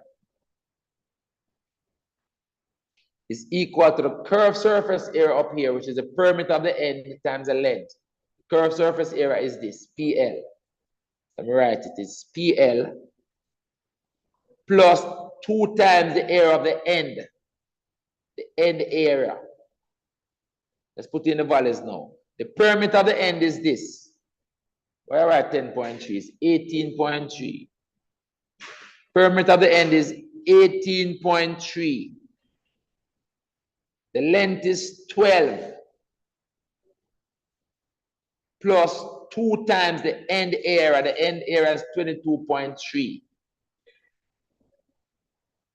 Put all of that in the calculator, we get the total surface area. Simple as that. So it's 18.3 times 12 plus 2 times 22.3. That's 264.2. 264.2 centimeters squared. That is my total surface area. 4 marks for doing that. So they knew you had to calculate a number of things to get this one. But okay with that one? Online, everybody okay with that? Students Yes, online, everybody okay? All right. Yes, sir. All right, good. So remember the formula, guys, for object with uniform cross section. It is not complicated. All right, these. Huh? Which formula? Yeah, you can use it. You could have used it. But I want to show you how to use these things. So that's why I cross it out. Because if you're going to use this formula, you'd have to use half of it really. And it's not helping you with the rectangle at the top. They're only helping you with the semicircular cylinder. The formula only helping you with the semicircular cylinder, you know. You get me? So that's why I wouldn't bother with it. Sir. Yes? Why I put R equals 2 centimeters? Is something you didn't explain? No, because one is that they told us that the diameter is 4. Oh, I didn't see that. Yeah, so it's up here. Where is it? The diameter of the cylindrical base of rectangle is 4 centimeters. See that? Yeah. So the formula for circle is that we normally work with circle. We don't normally work with the diameter. We normally work with the radius. So once they give me that the diameter is 4, because I know that most of the formula that we use for circles is with radius. Like area of a circle is pi r squared. Circumference is 2 pi r. So just recognize that since the diameter is 4, the radius is 2. So we just extract that information right away. That we're working with a radius of 2. And that is why I just highlight it. All right, let's continue. The next part now. We don't calculate the volume yet, you know. See it here now? Calculate the volume of the solid now. Easy. The volume of a solid is the end area times the length. Simple as that. The end area, cross-sectional area worked out here is 22.3 and the length is 12. So this becomes 22.3, that's the end area, times 12. That volume is going to be in centimeters cubed when you work it out. So it's 22.3 times 12. That becomes 267.6. 267.6 centimeters cubed is the volume of that prism. Easy as that. Volume is cross-sectional area times the length. All right? 3 marks for doing that easy thing. Next part. It says the solid is made of gold. The solid is made of gold. It says 1 cubic centimeter. This cubic centimeter means centimeter cube. So this is saying 1 cm cube of the gold has a mass of 19.3 grams. So 1 cm cube has a mass of 19.3 grams. Remember, you know, our gold has this total number of mass centimeters cube. You know. So if we want to know the total mass of the gold, we just need to multiply by this. Because if 1 cm cube has this amount of grams, then this total cm cube we have to multiply by this 19.3 to get the total mass of the gold that we have in grams. All right? It says the cost of 1 gram of gold is 42. I'm complicating it. So 1 gram is for this amount. So what you can also do then is, okay, 1 cm cube has this amount of grams. And then now, each gram, 1 gram is for this amount of money. So we can then now also multiply this by the 1442.62 to see how much is for 1 cm cube. Let's set it up. Let's set it up. Let's set it up to see what 1 cm cube is. So see it here, 1 cm cube has this amount of grams. And 1 gram is for this amount of money. So you want to know what this amount of grams is in money, you go now and you multiply by the 42.6. So in terms of money, this amount of grams is for this amount of money. 42.62 times 19.3. I'll put it the other way around. It's 19.3 grams times the money of 42.62. That gives you the amount of money for 1 cm cube. I'm not just gonna move. 19.3 times 42.62. All right. So in terms of money, this works out. I'm gonna write the exact figure there now because we're gonna have to multiply again. So it's $822.566 for 1 cm cube. Everybody understand that so far? And they're asking us to calculate the cost of the solid. but the solid has this amount of cm cube in it. We have just worked out that the cost for 1 cm cube is this, you know. That's what we just worked out, you know. They told us that 1 cm cube is this amount of grams. And they also told us that 1 gram is for this money. So therefore, this amount of grams is for this money. And this amount of grams is 1 cm cube. So it means then that this amount of cm cube is for this amount of money. And so if you want to know the mass of the money for this solid, which has this amount in it, we're going to have to multiply this now times this to get the money for that. All right? So we can say, therefore, this amount of cm cube up here, the 267.6 cm cube cost this amount times the 267. 267.6 times the money. 822.566. I'll just keep it this term because that's not my final answer. I work that out. That's the cost for the solid because the solid had this amount of cm cube in it. I put square. So the cube.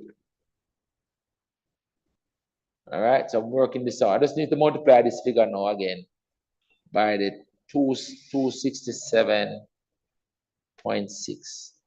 And I'm getting 220,118.66. Put it to the nearest dollar, the nearest cent, I mean. Write it like money. That is the answer right there. $220,118.66. But understand that? But good at that? Online, everybody okay? Yeah. All right. So which one we just did? 2022. I'll do a number of these.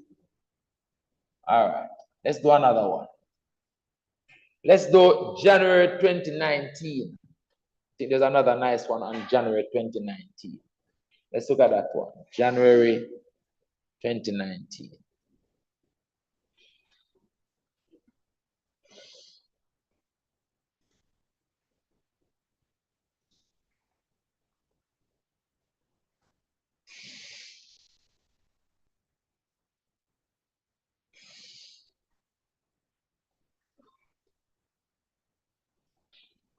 It's always number 6 for the solid geometry. Always number 6. Most times it's number 6. Number 6. January 2019. Let's see what this one. Aha, here you go. Here's a nice one. Yep. Object with uniform cross-section, uniform solid. This question says, the diagram below, not drawn to scale, shows an open cylindrical container. So you see inside here is open. It's open. All right? So you can fill stuff inside here. All right. An open cylindrical container made of metal with a circular base of uniform thickness throughout. Put that in bold letters for you. So this thickness that we're seeing here is the same thickness throughout. Down the side here, so it's the same thickness. Down the side here is the same thickness. And the base of it have the same thickness. Same thickness throughout. All right, so everywhere that there's material, it has that thickness. It said the length of the container from the top to the outer bottom is 120. All right, so I don't know where I said that, but this is the talking about this length. 120 overall, 120. It says, and the inner and the outer radii are 14 and 15 centimeters respectively. What does that mean? It means that from here to here is 14, and from here to here is 15 centimeters. So it means that the material is 1 centimeter thick. that the thickness here is 1 centimeter. I remember they said it was uniform throughout. So this thickness is just 1 centimeter. Now the inner radius is 14 and the outer radius is 15, and the thickness of the material is 1 centimeter. So everywhere it is 1 centimeter thick. All right? Let's leave that on there. He said we have to take pi as 22/7. And what they want us to do?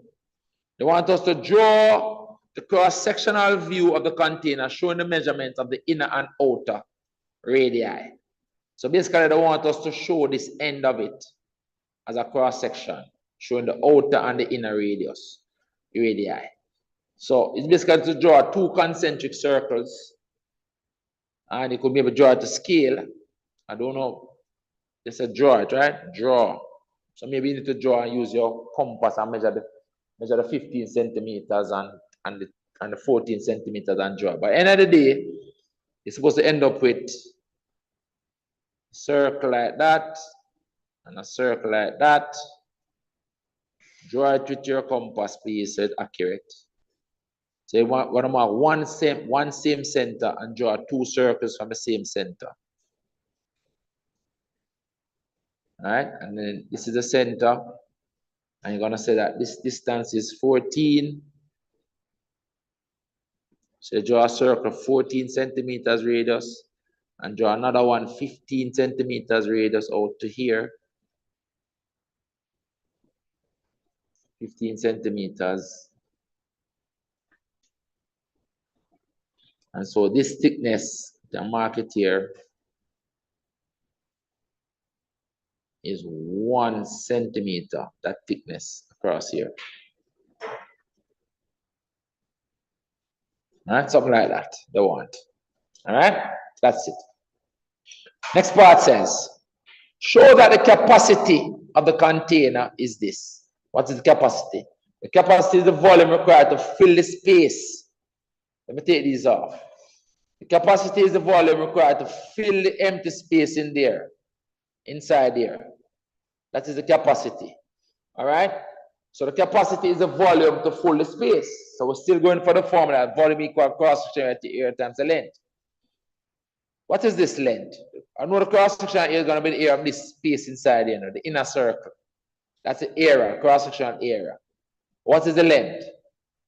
Remember that it has thickness down here as well, you know. Down here, so it's also 1 centimeter. Right here.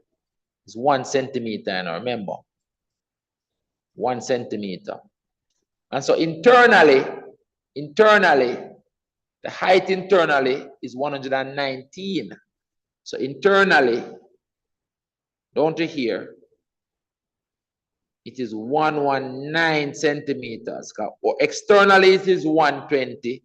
You're subtracting this thickness of the base, but the material has the same thickness throughout. And so it is 119 internally. And the internal radius, remember, is 14, right? 14. So we can show that this cross-sectional area internally, let's put it here.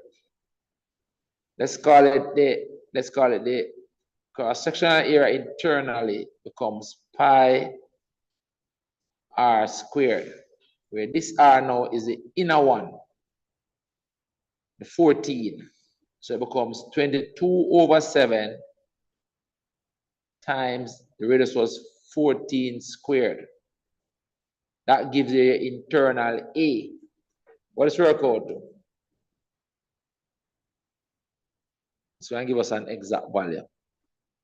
Let's see what we get. That's going to give you the area of that cross-sectional space at the top, the circle. So it's a fraction 22/7 times 14 squared. That is 616. So the cross-sectional area of this circle here is 616 centimeters squared. 616 centimeters squared. And that area carries through for a length of 19. 119. So the volume becomes this cross-sectional area times this 119. Let's do it. So the internal volume, or the capacity, which is the internal volume, let's write it. The capacity is really the volume of the internal space. The capacity is the volume internally. The volume internally is the capacity. Is the internal area times the internal length. Let's call it Li, which is 119. We work that out to be 616 times 119. Let's see if this calculation gives us that. Let's see. So we're doing 616 times 119. Voila, forget it. 73,304 centimeters cube is the internal capacity, the capacity of the space inside. That's a white space we're looking at inside here. So the cross-sectional area of that white space, which is this, times the length of the white space, which is 119. Everybody understand that? Everybody good with that? Yes, sir. All right.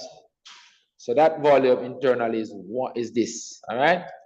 That's what they want us to do now. It says determine the volume of material used to make the container. They want the volume of the material now, you know. So watch this now. To get the volume of the material, we're going to find the volume of everything and then subtract the volume of that empty space inside there. We're going to find the volume of everything, external volume, minus the volume of the space inside here that we just calculated, the internal volume here. So let's write it out. The volume of material, let's set it up like this. The volume of the material, let's call material M, equals the volume of the external space, external volume, minus the volume of the internal space. What's external volume? It's external cross-sectional area times external length. Remember, the volume is always n area times length, right? So see here, it becomes the external area. Let's put E for external, and I for internal. So minus the volume internal, all right? So, coming up in. So this volume externally is the external cross-sectional area times the external length, which is the overall length of 120. I was subtracting this volume, internal volume, which works out right here already. So subtracting that internal volume. Let's put on the figures now. What is the external area? It's pi r squared, and the r that we're using is the big R, the 15. Let's write it over here. So the external area over here will be the pi times the big R squared. The big R is the 15. So it will be 22 over 7 times 15 squared.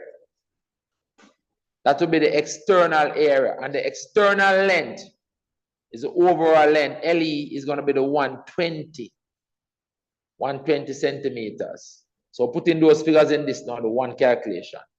So this then becomes, the external area is this, cross-sectional area is this one, 22 over 7. 22 over 7 times 15 squared, remember 15 was the outer radius, times the outer length, which is 120, and they're subtracting the inner volume, which is this, 73304. Put all of this in the calculator and get the answer. So it's the fraction 22 over 7, all right, 77. Fraction 22 over 7 times 15 squared, that's a cross-sectional area, the outer cross-sectional area, times the outer length, which is 120, and they were subtracting the inner volume of 73304. That gives us 1153. So I'm going to put 11553 and just put centimeters cube on that to the nearest whole number. I passed 3 significant figures already. So you passed 3 significant figures already. But go to that online. Yes, sir. All right. Notice they don't give you a lot of space to work, guys. So you have to kind of compress the work. So I didn't want to have to work this out first as a value. Don't need to show it as a value. Just put everything in the one calculation and get it. All right. So that is it. It's the outer volume minus the inner volume. Let's call it that. Or the external volume minus the internal volume. All right. Let's continue now. So this is the volume of the material. The volume of the material, the solid that is in that container. This is the volume of that material. Next part says, given that the density of material used to make the container is this, 2.2 grams per cm cube. This is not complicated, guys. All this means is that 1 cm cube of the material is equivalent to 2.2 grams. That's all this means. 1 cm cube of the material that is used to make the container is 2.2 grams. That's all this means. You don't have to do chemistry and physics to realize that. They're trying to give us a formula for physics that density is equal to mass over volume, but we don't need it. Yes? Yeah, we don't need it, right? We just interpret this as a ratio to mean, since it is 2.2 grams per cm cube, all it means is that 1 cm cube has 2.2 grams in it. What are they asking us? Determine the mass in kilograms of the container, of an empty container. Empty container now will only have the volume of material in it, right? So I want to know what mass this volume is, because that is the mass of the material. So it's simple. If 1 cm cube has this amount of grams, then to find out how much gram this one has, we just need to multiply this by 2.2. So see there? See there? So the mass of the container mass,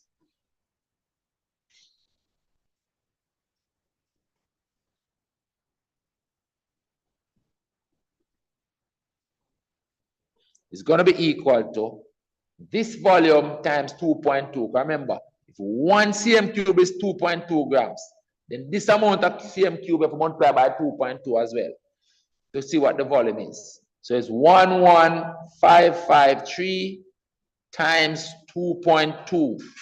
That gives it the total mass in grams, but I want it in kilograms in a note. So get it in kilograms, you're going to divide by 1,000, because 1,000 grams make a kilogram. So I'm going to work that out first. So it's 11,553 times 2.2. That's the amount in grams. 25416.6 grams.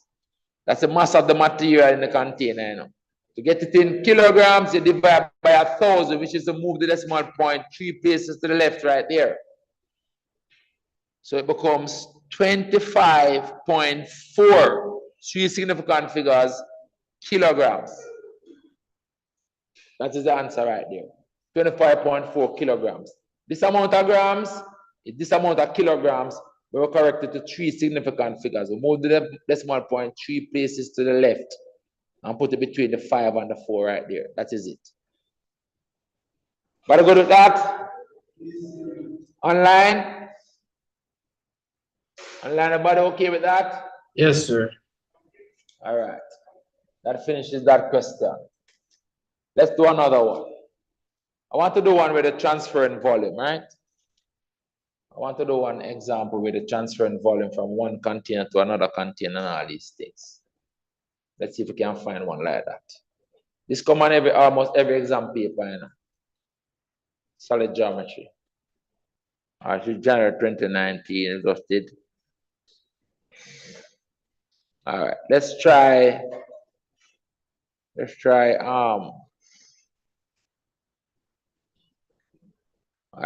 June 2019 and see what this was. I want to do one with a transfer in volume. So let's do June 2019 and see. Let's say June 2019. Searching.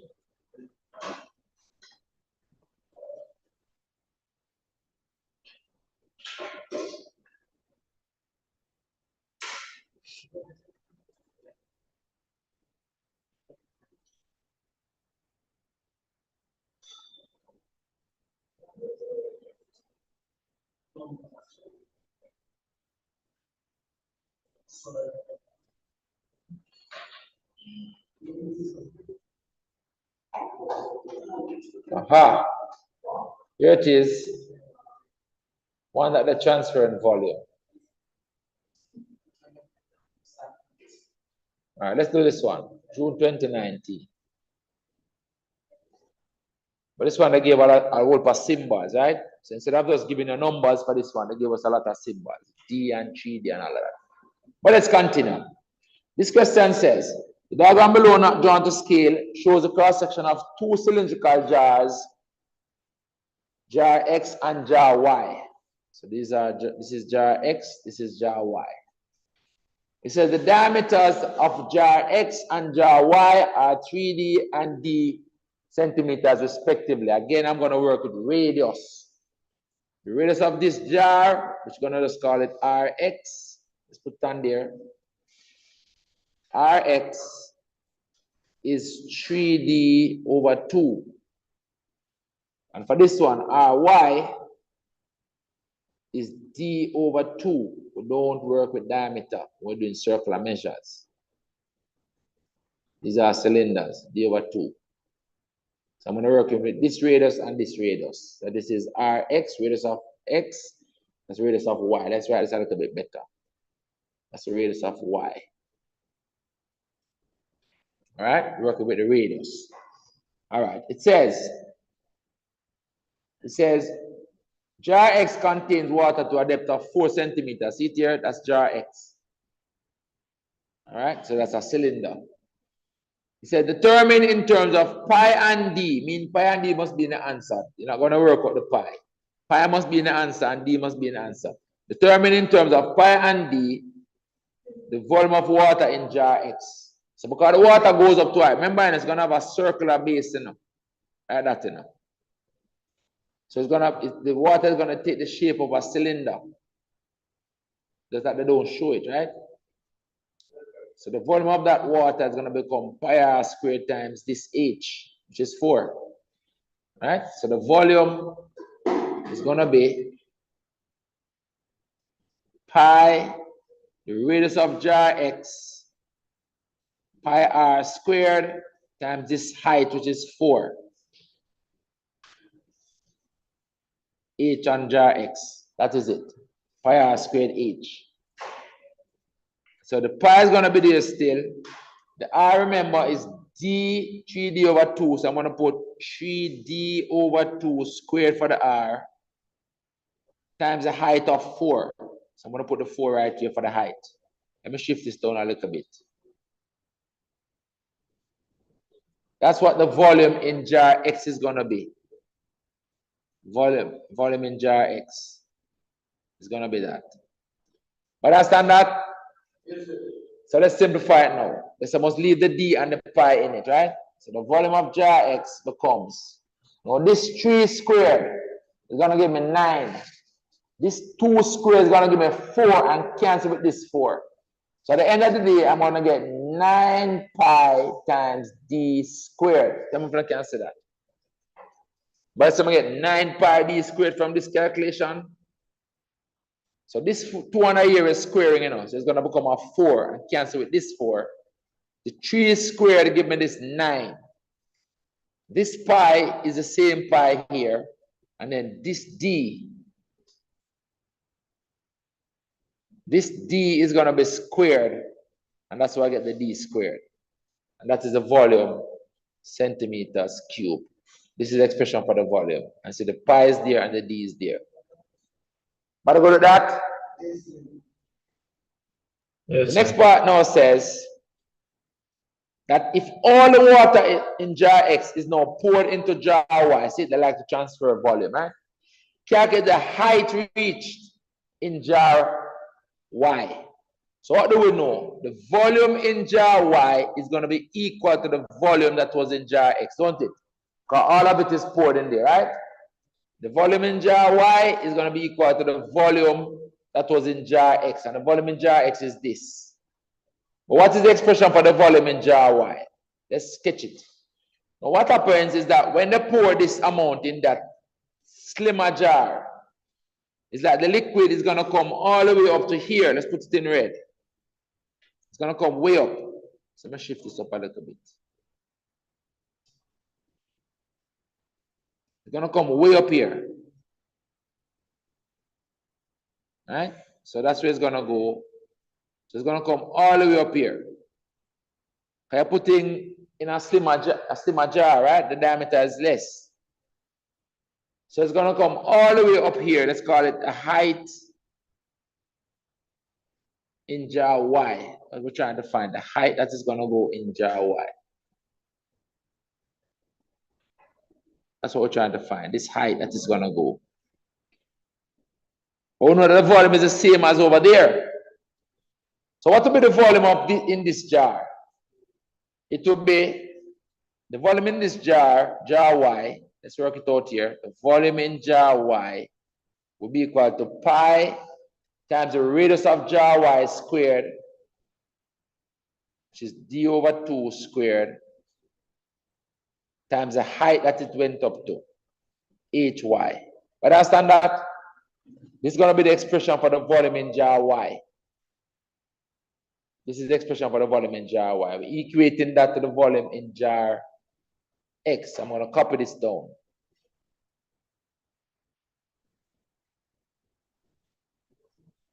And put it here. So this volume in jar Y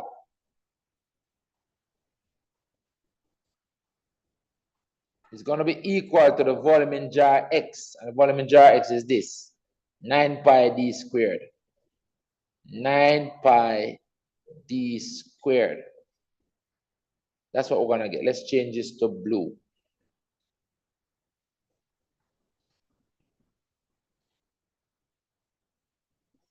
So basically working that out.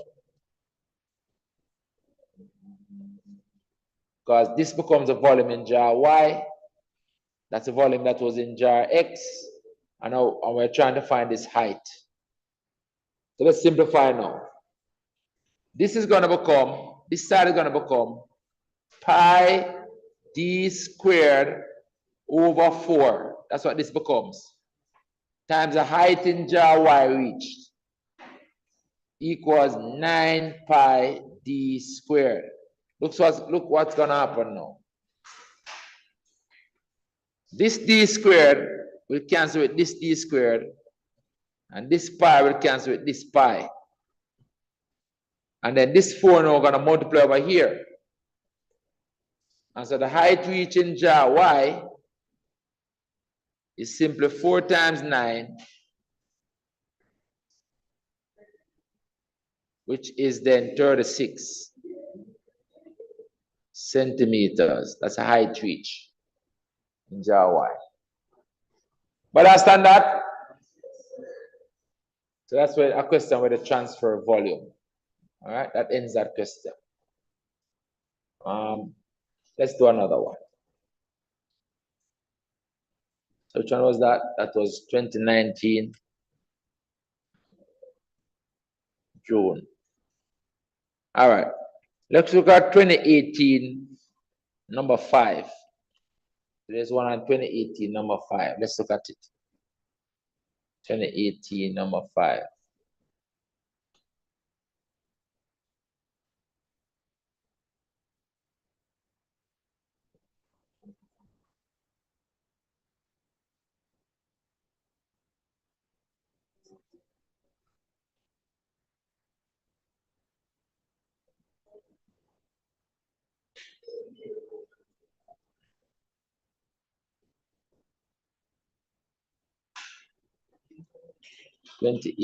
number 5.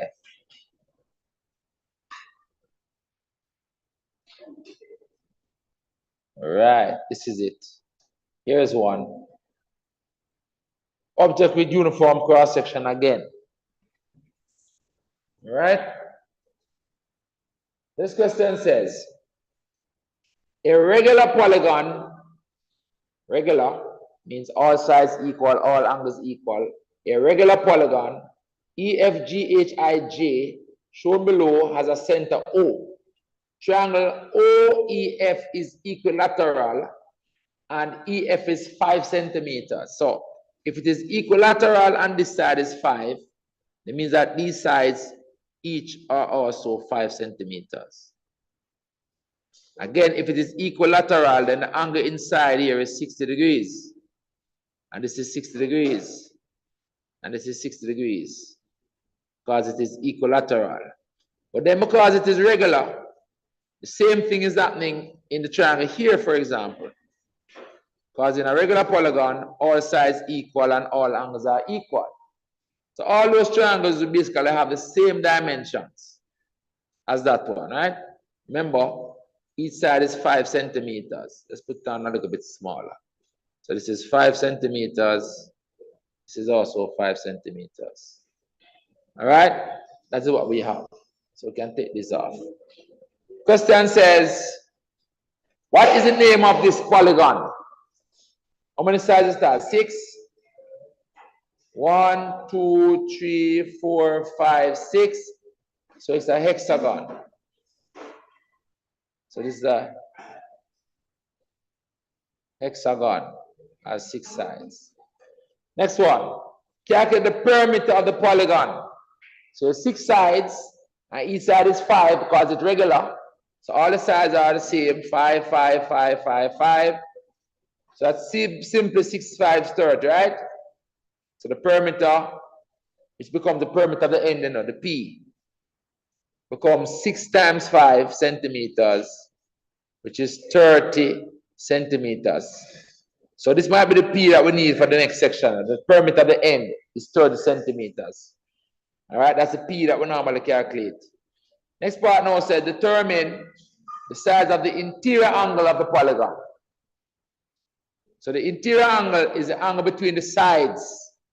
So we're talking, please. So we're talking about the angle between the sides like that. That's what I mean. But because everything is regular, because it is regular, everything equal. So it means then that this angle from here to here is 60. From here to here is also 60. So it's clear then that the internal angle between the sides, that is 60 plus 60 is 120. I want to keep it simple like that. So 60 plus 60 is 120 degrees. So this works out to be 60 degrees plus 60 degrees. So the angle between the internal sides, the sides internally is 120 degrees. Could have worked this out another way, but that's for a different topic. All right, let's keep it simple, focusing on the solid geometry here. Next part now says, showed by calculation that the area of the polygon to the nearest whole number is 65. So basically then, to get the area of the polygon, we need to calculate the area of one of the triangles and multiply it by 6, because there are going to be 6 of those same triangles around here. So this is to get the area of one of them. So what we can do is look at this one and use half AB sine C. Half the product of 2 sides and sine of the angle between them.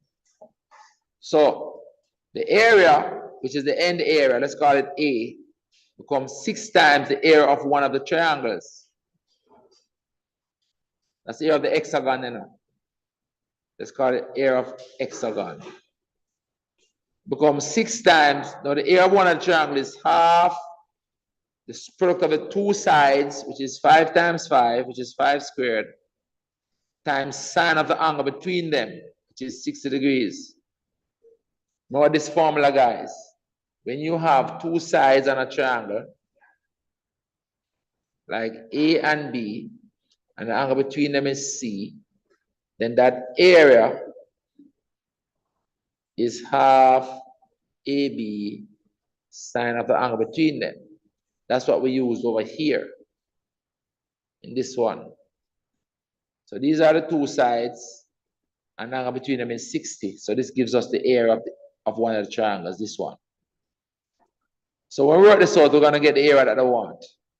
Let's take the calculator and show it.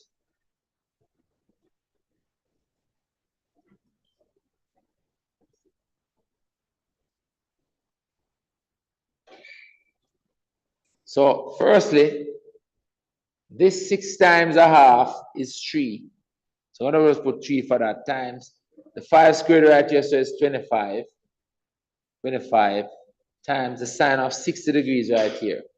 The sine of 60 degrees, which is root 3 over 2, or 0.866. Sine of 60 degrees. So we see we get 65 to the nearest whole number. 65 centimeters squared. So this is a calculation we need to carry down. Let's put on the screen so you can see it right beside the diagram, so you can understand it. So putting it here.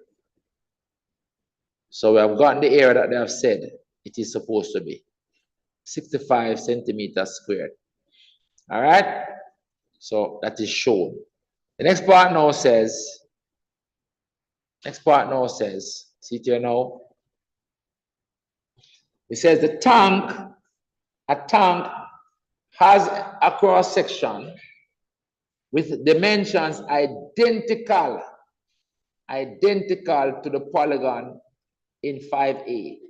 So this cross-sectional area of this polygon is the same, the cross-sectional area of this container is the same as the polygon that we just had up here.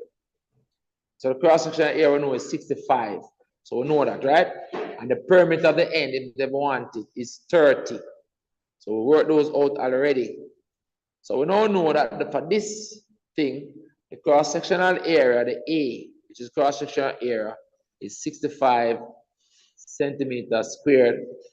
And the perimeter of the end is 30 centimeters in case we need them. All right? What does it say? It says, water is poured into the tank at a rate of 75 centimeters cubed per second. This is not complicated. All that means, and put it here in red. This 75 centimeters cubed per second simply means that in 1 second, or I can say 1 second equivalent to 75 cm cubed. 1 second is equivalent to 75 cm cubed. That's all it means. So every second, 75 cm cubed goes in. So in 2 seconds, 2 times 75 will go in. In 3 seconds, 3 times 75 will go in, and so on, right? So it says after 52 seconds, the tank is 2/5 full. So after 52 seconds, the amount gonna be in there is 52 times 75. And it is 2/5 full. The tank is 2/5 full. That's what they're showing right here. So it's 2/5 full after 25 seconds. It says determine the capacity of the tank. The capacity of the tank is when it is full. So see it here now. Look at this now. I set up like this. What I tell us. 2/5 full. And the capacity is when it is full enough. 2/5 full is going to be equal to 52 seconds times 75 cm cubed. But I get that? Because this is the amount in there after 52 seconds. And they're telling us it is 2/5 full. The capacity is the full volume. And 2/5 of the full volume is equal to this. So if you want the full volume, we just need to multiply the 5 and divide on the 2. Simple as that. So 2/5 of the full volume is whatever this works out to be. What is that? That's 52 times 75. That's, no, not 62. Come again. 52 times 75. That's 3900 cm cubed. When it is 2/5 full. So if you want to find the full volume, which is the capacity, full, when you calculate the full, you have found the capacity. So you multiply the 5 and you divide under the 2, right? To get the full volume. So it's 5 times 3900 divided by 2. That gives you the full volume when it is full. So working that out. So it's 5 times 3900 divided by 2. So that's 9750 cm cube is the full volume. Capacity is the full volume. So this is the answer. All right? Understand that online? Yes, sir. All right. Sir, Now- sir. Yes? Why I put the 2 on the where you say 5 times 3,900 Because, two. all right, because I'm cross multiplying away the 2/5 from here to leave the full as a capacity as the answer. So how do you cross multiply with this? You multiply up the 5 and you take the 2 and you divide it under. That's what happened. So the 5 is multiplied up here, that's why it came here, and then you cross divide with the 2 and put it under there. That's cross multiply and cross divide. All right? Yeah. And then we find the full volume, because the full means full volume, you know. So we find the full volume, that is it. Because capacity is volume to full. Or they want it in liters. So to get it in liters, we have to divide by 1,000. So we're not done yet. Because remember, 1,000 cm cube make a liter. So I divide it by 1,000 to get it in liters. So 1, 2, 3, 9.75. So it's 9.75 liters. Why is that? Because 1,000 cm cube make a liter. 1,000 cm cube is equivalent to 1 liter. So if you have cm cube and you want to get liter, you have to divide by 1,000. And that's what we did. All right? So that's what they wanted to answer in liters right here. That's what they said, in liters. Next part now says, calculate the height in meters of the tank. So remember now, that volume is cross-sectional area times the length.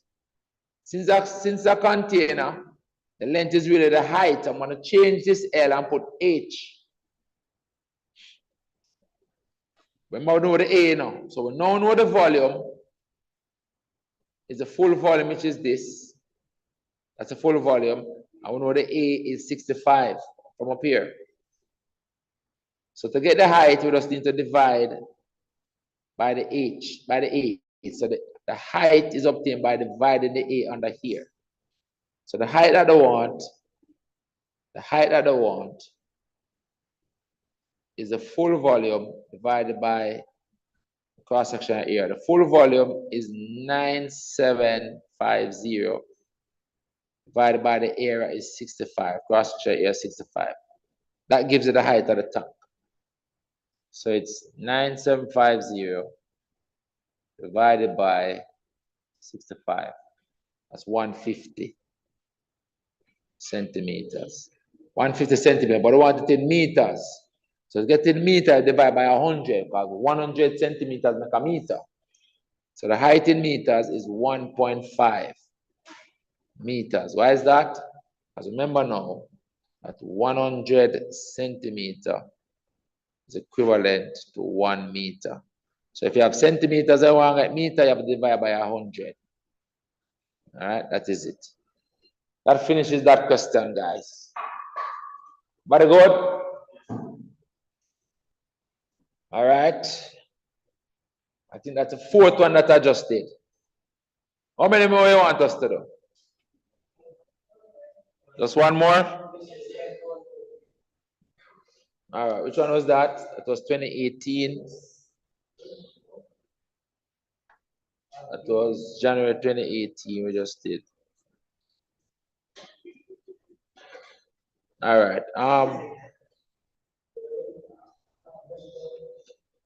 Let's do a recent one.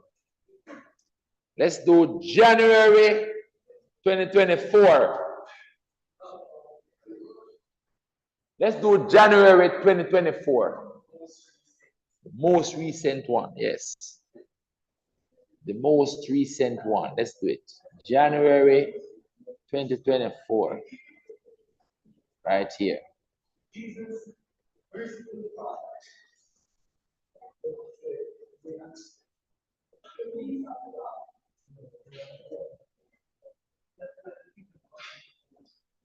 Let's do this one. January 2024, number 6. I want to take a break. I'm going to come back and try to do some variations. And somebody was asking for some variation. The variation is easy enough. Basically, yeah, always number 6. The volume and so on. Solid geometry questions are always number 6. All right.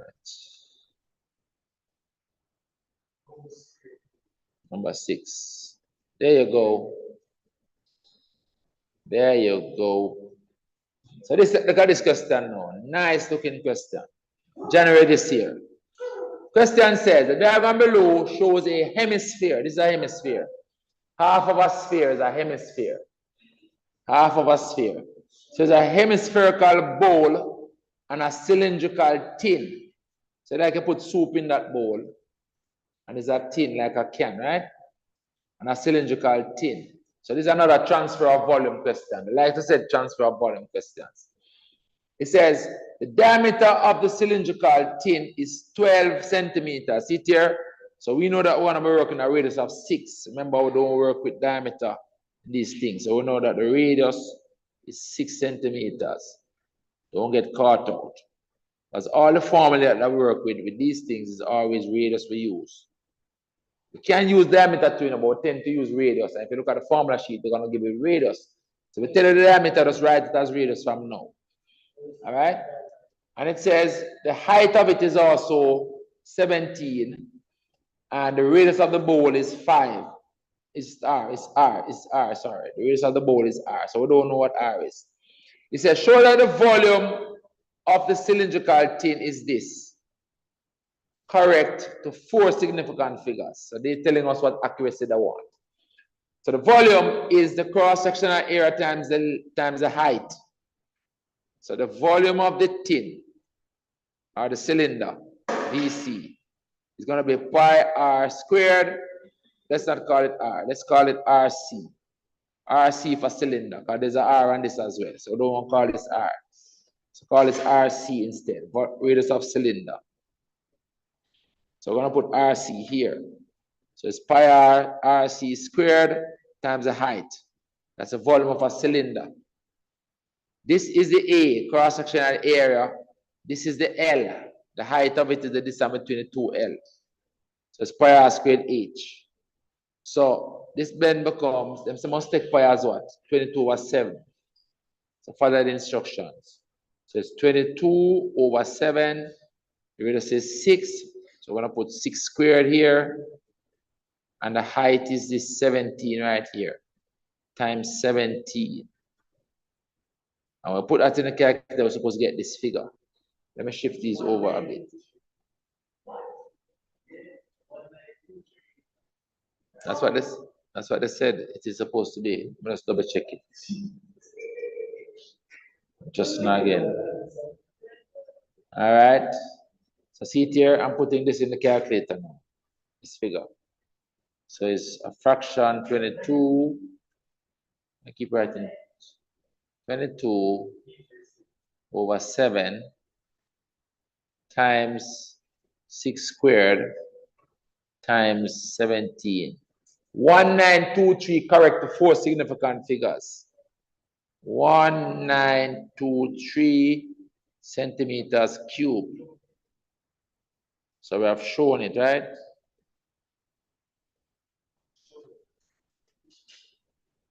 That is it. That is the one show. First part done. Next part now says the bowl is completely filled with soup. So the bowl is completely filled with soup. Remember that the hemispherical bowl and half the volume, right? It says when all the soup is poured into the empty cylindrical tin, 90% of the volume is filled. So it's 90% of this. So that represents the volume of the soup in the bowl, don't it? 90% of this. It says calculate the radius of the bowl. So what is now? Look at this now. It means that the volume of the bowl is equal to 90%. Is equal to 90% of the volume of the cylinder. Because I say 90% of it is full. Well, understand that? The volume of the bowl is 90% of the volume of the cylinder because they said it is 90% full. So look here now. This is the formula for the volume of the bowl. Now this is the formula for the volume of a sphere. Look at it good now, guys. That's why I have to be careful. This is the volume of a whole sphere. This. Because a hemisphere we have. So the volume of a hemisphere is half of that. You understand? So the volume of a hemisphere, this 4 becomes a 2. So the volume of the bowl, which is the volume of the hemisphere, becomes 2 over 3 pi r cubed. Because the volume of a whole sphere is this. So the volume of a hemisphere is half as much.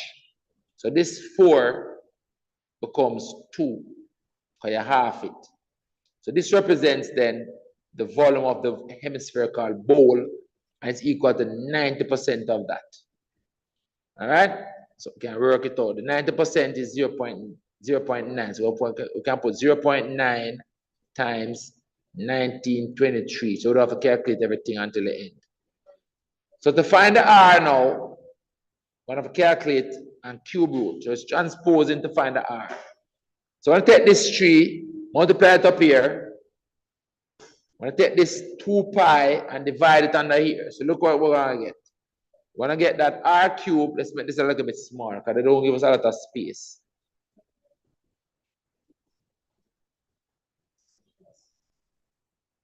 And zoom it up, right? So watch this now. I'm going to multiply the 3. And then this 2 pi, I'm going to divide it. So I'm going to get R cubed equals 3 times 0.9 times 1923 over 2 pi. And the pi is 22 over 7, right? Did they say that? Yes. That's 2 pi. But understand that?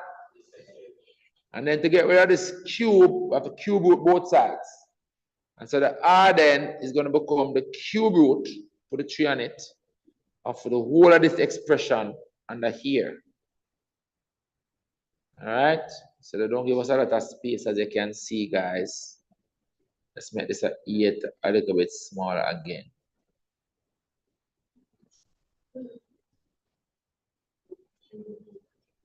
So what is now? I'm putting all of this expression under the square root sign. All right, and not square root, cube root. So I'm going to have 3 times 0.9 times 1923 over 2, and this pi is 22 over 7. 22 over 7 for the pi. And I'm going to put everything there in the calculator and get the answer one time. Let's do it now. You have to learn to use the calculator and set it up. The pi is 22 over 7. See here now, cube root first. Cube root. Under that cube root, I have a fraction. What's on top of the fraction? 3 times 0.9 times 1923. That over 2 times a fraction under there as well. And that fraction is 22 over 7. And character will work it out for you and give you 9.9. Don't worry about them other figures. That is just some complex numbers it's working out, right? So don't worry about that. Your character is going to give you 9.38. What level of accuracy they wanted? Did they tell us? Calculate the radius of the bowl. 9.38, 3 significant figures. I want you guys to work this out with the character and tell me if you get the same thing. 9.38 centimeters. That is it. Right, I told you the calculator. Now, some people, you know, doing this question, they might have worked out the 90% years of first and see what that value is. But I don't have to do that. I can just keep everything and do one calculation at the end. But tell me if you get the 9.38. Online, somebody work it out and tell me as well. Put this in the calculator. It's cube root. Get it? Huh? You don't get it? Let me zoom it up. You're trying to put this. Go, you put that in the calculator. That's why I need to get good calculators that you can type that in. Can you notice, you know, guys, they don't give you a lot of space to be doing a lot of calculation, you know. You understand? They don't give a lot of space.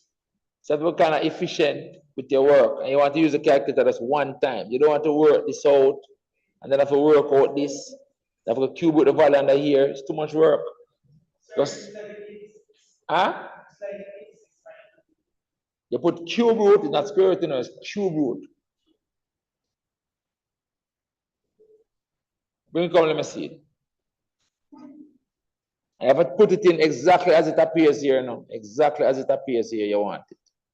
Let me see where you put it.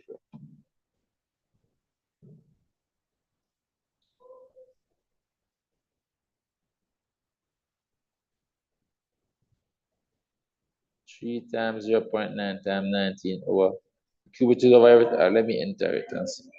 Turn on left.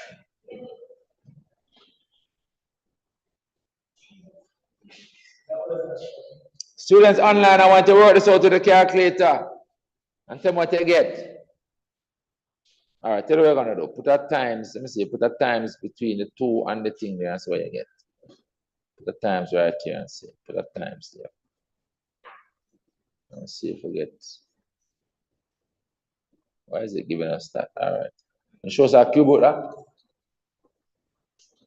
DJ. You show us our cube root that, my boss.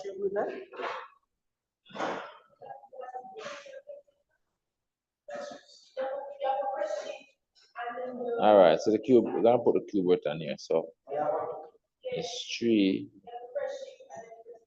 cube root, right? That's what you're using. Cube root. Okay. See there? Is where you put 3 and then thing there. Yeah, 3 will put. You put 3, you put in cube root, so the cube root function there, my boss. So this is it. You now use it right.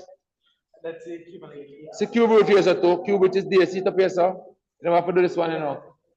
Cube root is actually there. See it here, look. See it right here, sir. See there's a cube root. So shift that, you get the cube root.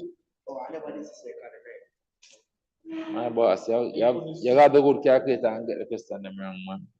3 times 0.9 times 1923 over 2 times a fraction on there again, 22 over 7. Right? And we come out and press equal to get it, see there? Okay.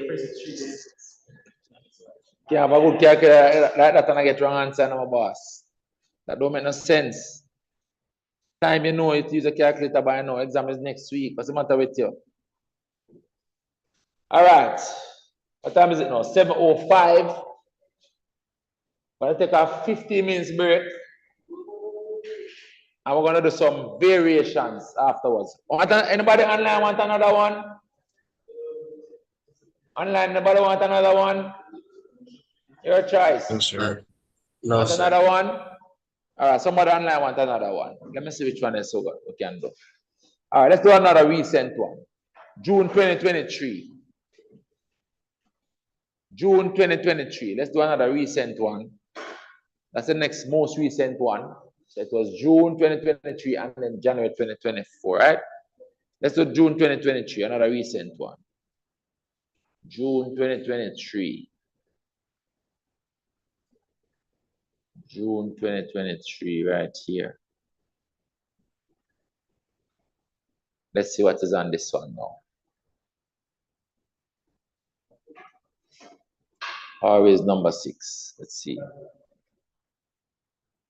Number 6.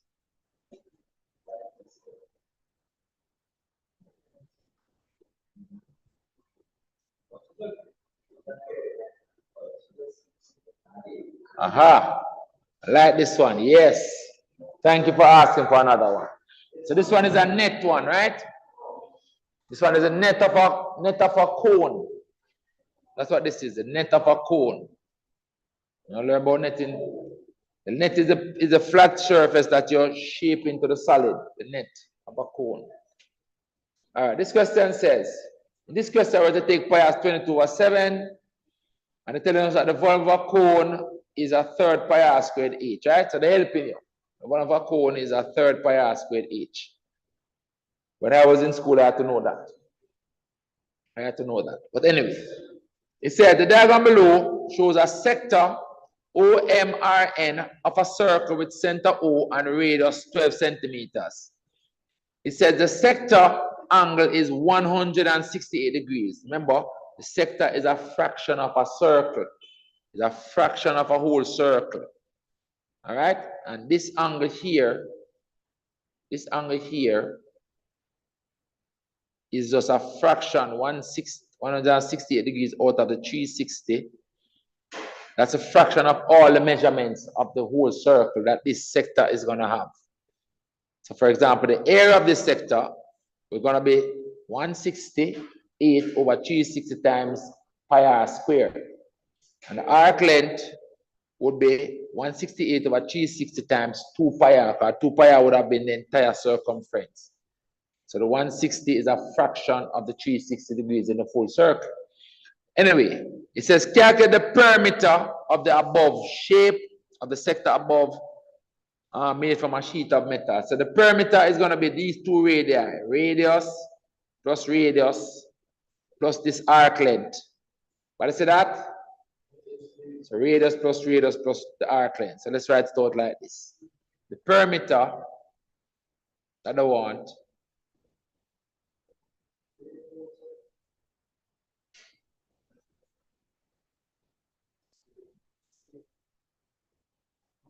going to be equal to radius plus radius. 2 times the radius. Let's write it. 2 times r plus this now is the arc of the circle. It's an arc. Length of an arc is 30 over 360 times 2 pi r, fraction of the circumference. That's this arc length. Is a fraction of the circumference. What is that fraction? Given by the 168 over the 360. 168 over 360. 168 over 360 is a fraction times the circumference, which is 2 pi r. That's going to give you the perimeter of that shape. So the radius is 12. So this is 2 times 12 plus 168 over 360 times the 2 pi r. Now, what does someone take pi as? Pi is 22 over 7. And the radius is 12. So this calculation is going to be 2 times 22 over 7 times a radius of 12. So you put in all of that in the calculator and you're going to get the perimeter. Let's shift this over a bit.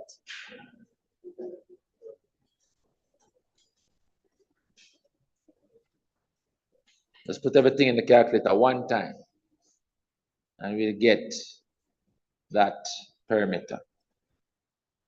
All right, see it here now. So this 2 times 24, this 2 times 12 is just 24. So we can write 24 to start, plus a fraction 168 over 360. That's a fraction of the circumference. Circumference is 2 times pi. Let's say pi is 22 over 7. I'm going to put 22 over 7 for the pi. Times 2 pi r, and the r is 12 again. That's 59.2. So that's 59.2 centimeters. That's it? Got that? Got it? All right. So that's a, that's the whole distance around there, right? So Let's continue. It says, a cone is made from the sector by joining OM to ON. So look what is happening now, guys. So these two sides are joined together. They are pulled together to become a cone. And this arc becomes the circumference of the base of the cone like this. And this O is at the top up here. And the M and the N, the join. So like you have the R right here. Well, no matter. These two are joined together. So it's like they come to here. N and M join right here. And R is up here. So you see this arc length right here, so let me put it into perspective for you. This arc length right here, it is now the circumference of the base of the cone. That arc length became the base of the cone. Understand that? Yes. All right. So let's see what they want us to do. So let's draw it for us, you know. See there, they put the M and the N together as I did. See here? The M and the N together. I have M and N. It should be M and N. So they did it for us. They put it for us on the diagram. So they're helping it. See? And the O became up at the top. Up here. That's what I showed you, right? So that they pull this up vertically, and then these two join together, and then this thing becomes the circumference, that red piece of the base. So that is it. Question said, calculate the radius of the cone. What you have to realize to get the radius of the cone is that the circumference of the base of the cone, that's what you have to know, you know. The circumference of this base of the cone is what the arc length was a while ago. Understand? So let's write it. The circumference of the cone, the circumference of the cone. The circumference of the cone is what the arc was, becomes the arc length. Is what the arc was a while ago on the net. The arc on the net. The thing up the top, we're going to call it a net. Circumference of the base of the cone is equal to the arc on the net.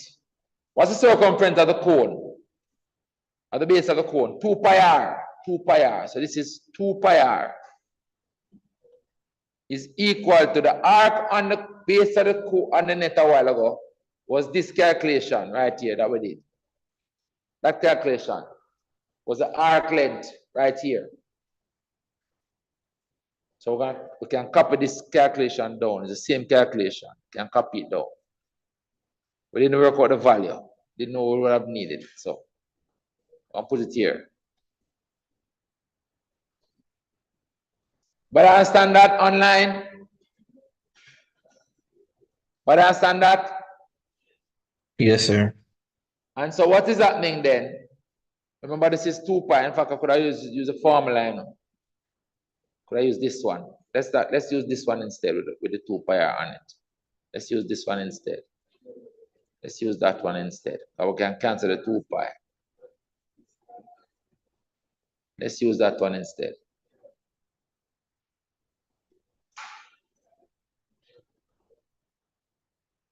Right.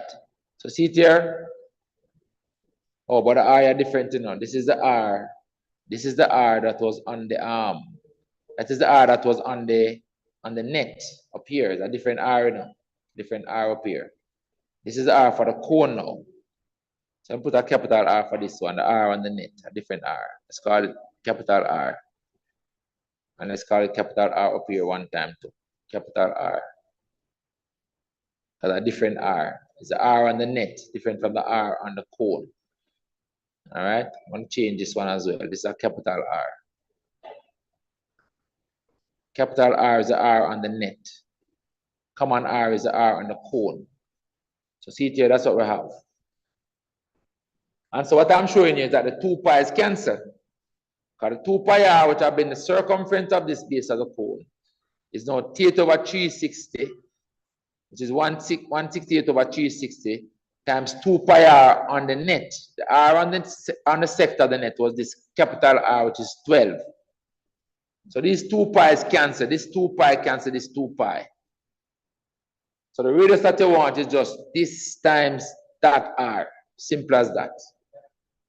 So the r that you want becomes 168. Let me make this smaller. Let's make this small. But I really don't give a lot of space to work with in these questions. Or shift it up instead. I don't give a lot of space to work with, guys. So you have to be very efficient. So the r that I want, which is the r on the cone, becomes 168 over 360 times this r, which is 12. The r on the net was 12, on the sector is 12. So that's what they get. So it becomes 168 over 360 times 12. So you get 5.6 centimeters.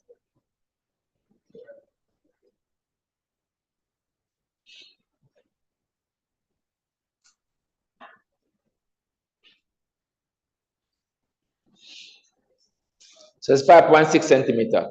Then I want to get the height of the cone. How are we going to get the height of the cone? We have to realize to get the height of the cone, guys. We know this length now is 5.6, you know. To get the height of the cone, you need to know what this height, this length is. The OM. Let's look at the diagram. The OM on this diagram is what the radius was, you know. Look.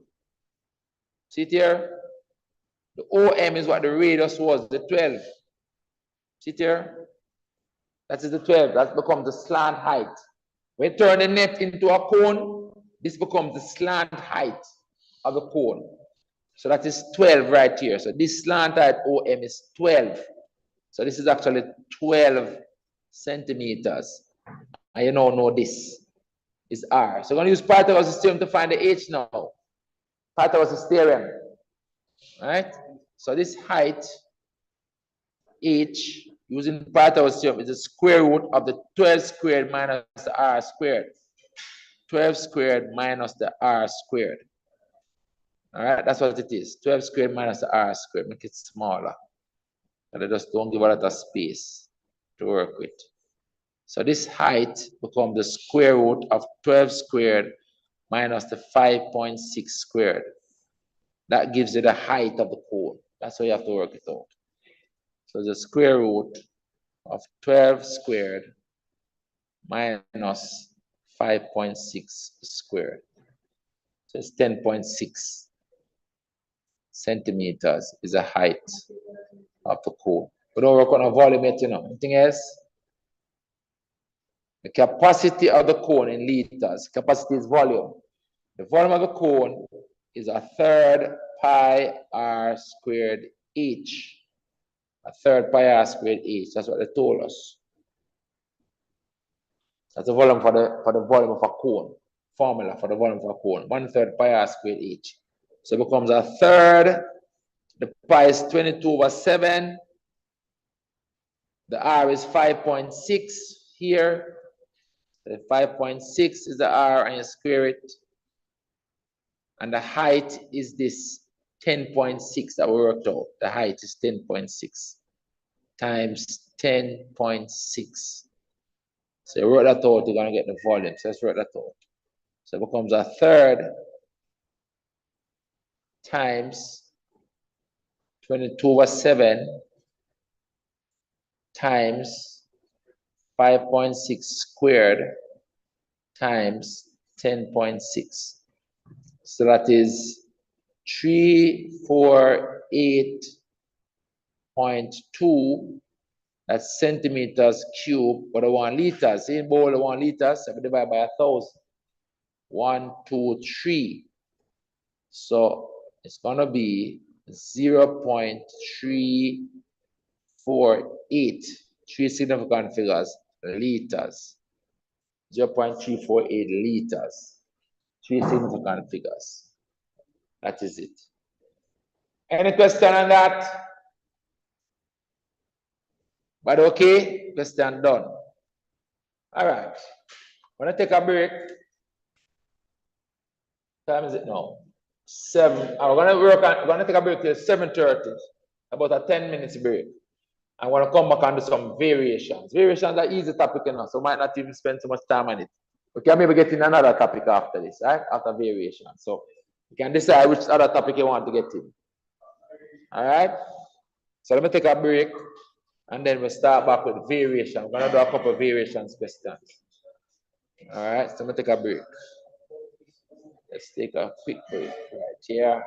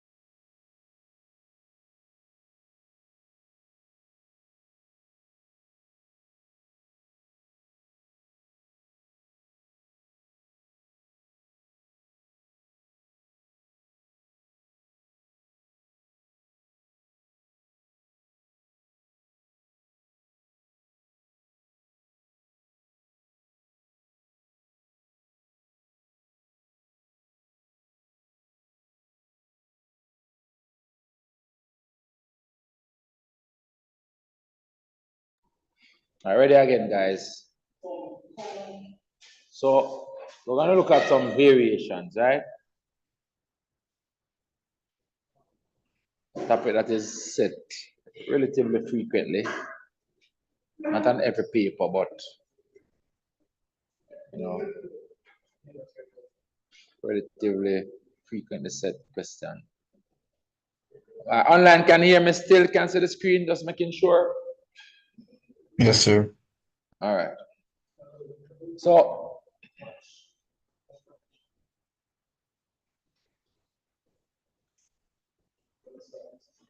the topic we're talking about are topics worded where they are comparing how two quantities vary relative to each other.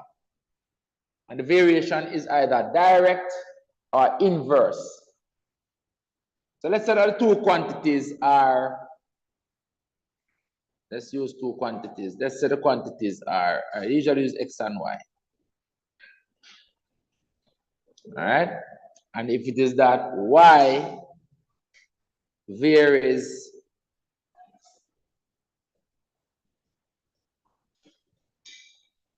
keyword is directly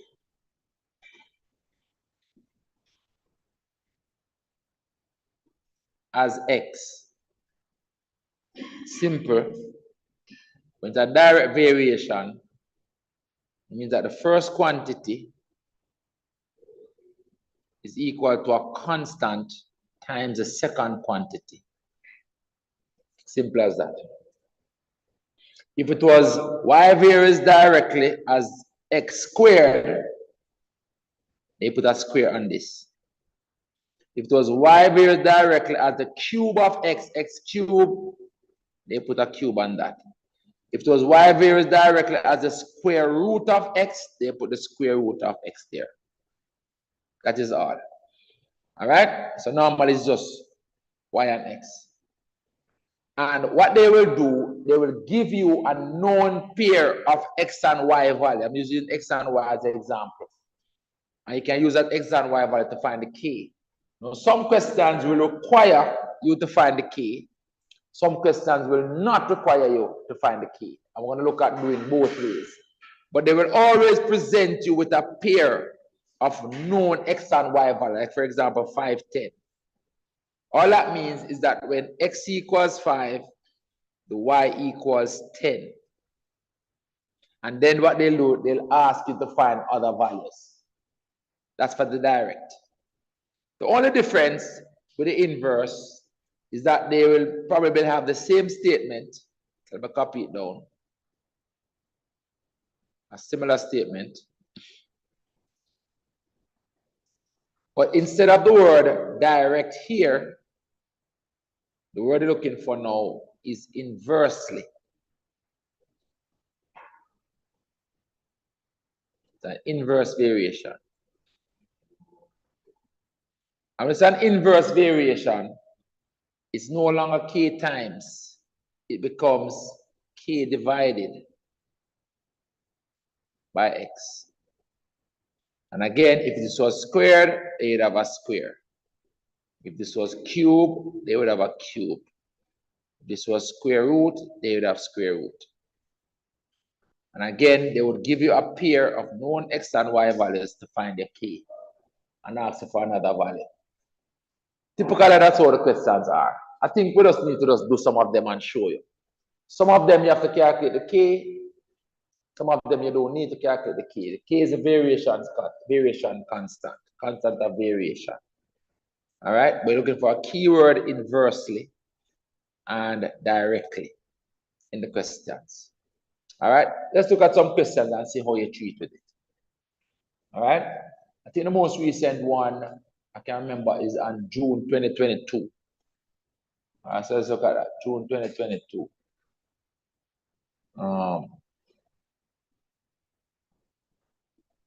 June 2022 has one on it.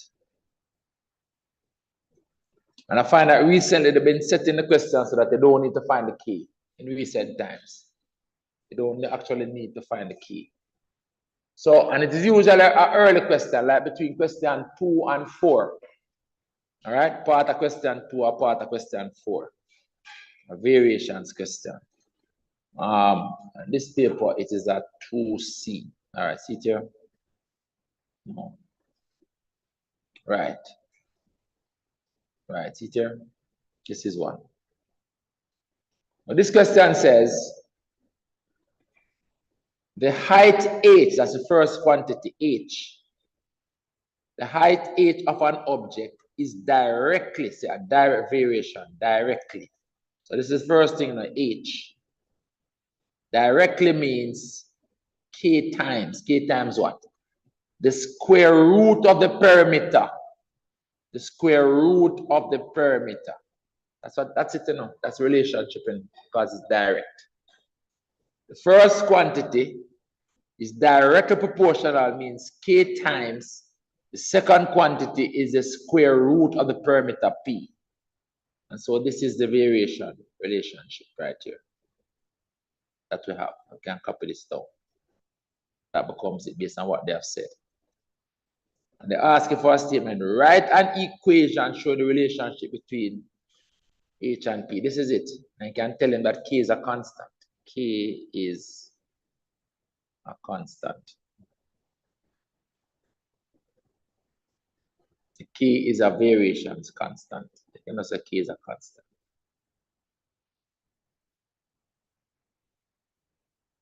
K is a constant in this formula. All right.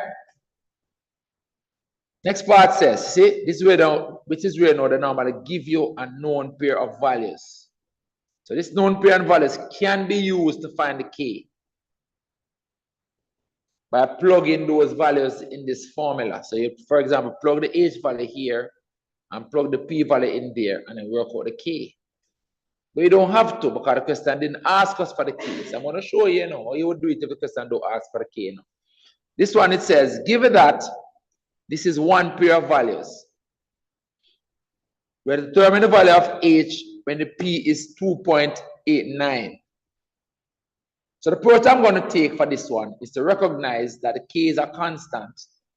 And we can make the k the subject by dividing this under the h.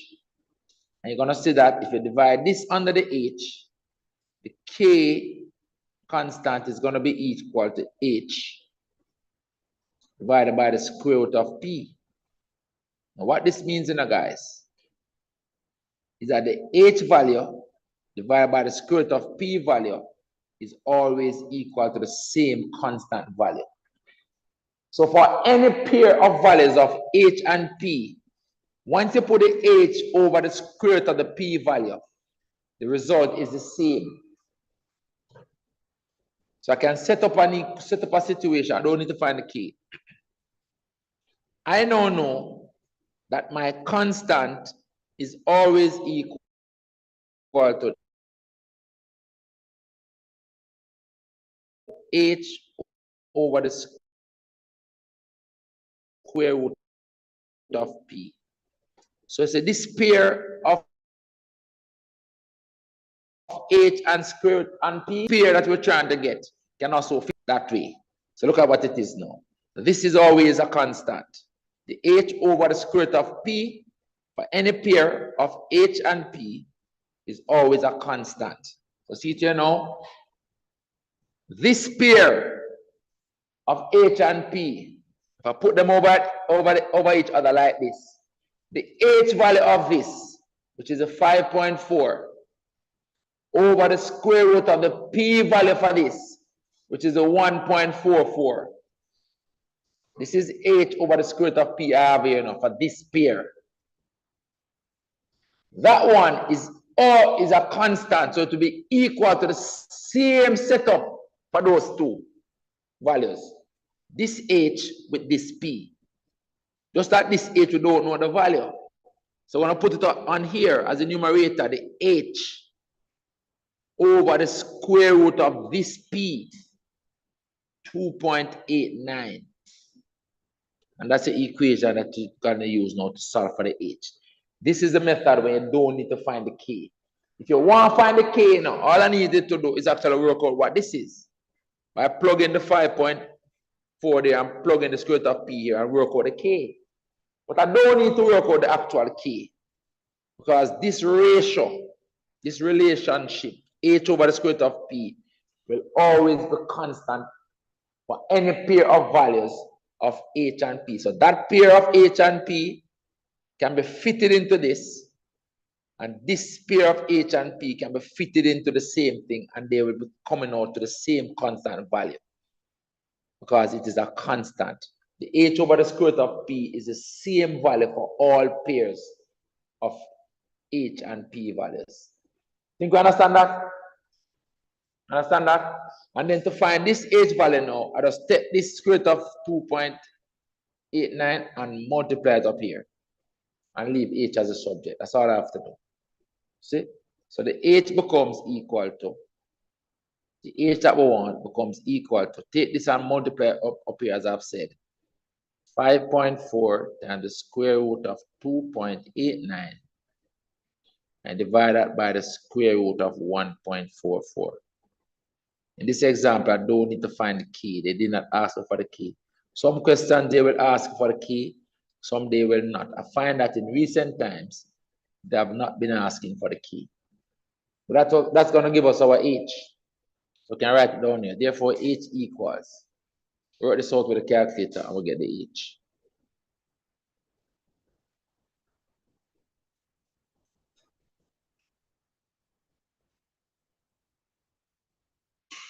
Something I press. Looking for the calculator here. So I'm setting up this calculation here now. The fraction 5.4 times the square root of 2.89, and you put that over the square root of 1.44. And so the h in that case is 7.65.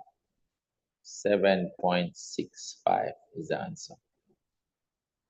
And in this example, I did not need to find the key. I just need to look at what setup of the h and the p is always a constant, and set up the pairs in that same way and equate them. Because this setup of h and the p, h over the square root of p, will always give a constant value, always give the same value. That's what that constant means.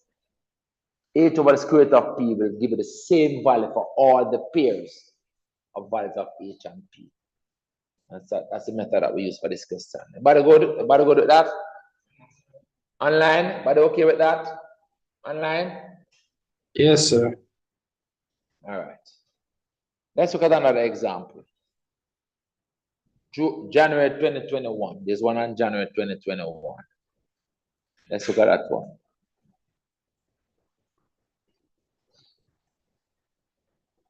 January 2021. Here are you.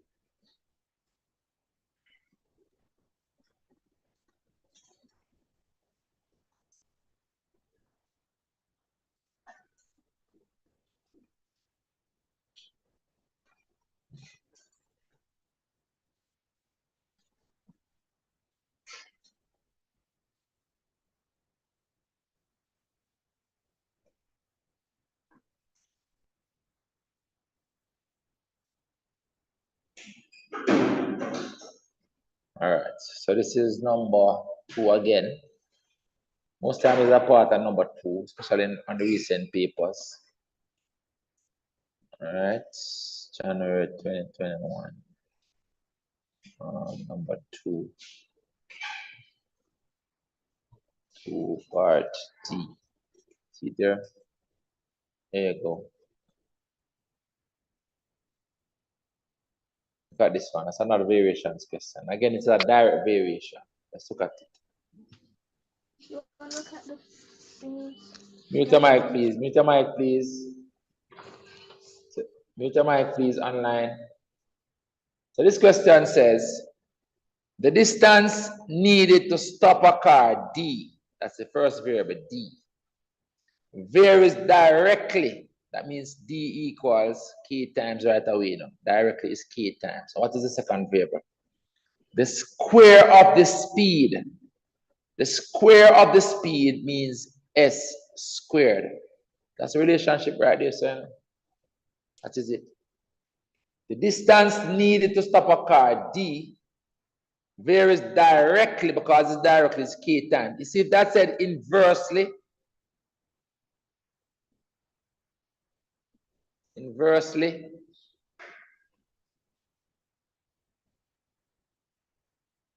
then it will be D equals K over S squared. If that just change this word and put inversely, this is what you have got. But they say directly, so it's K times. So inversely is K divided, directly is K times. That's the relationship. All right. It says a car traveling at this speed. That's a condition they're giving you. They're giving you a known pair. They will always give you a known pair of values that you can use to calculate the K if you want to calculate the K. Because some methods involve finding the K all the time. All right. So it is saying a car traveling at a speed of this. That's a S, you know. So in other words, when the S equals 70, that's what it's basically saying. It requires a distance of 40 meters to make a stop. The D equals 40.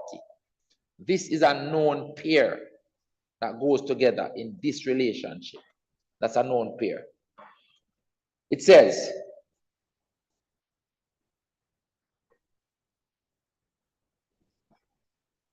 question says, let's put about a 40 here. 40.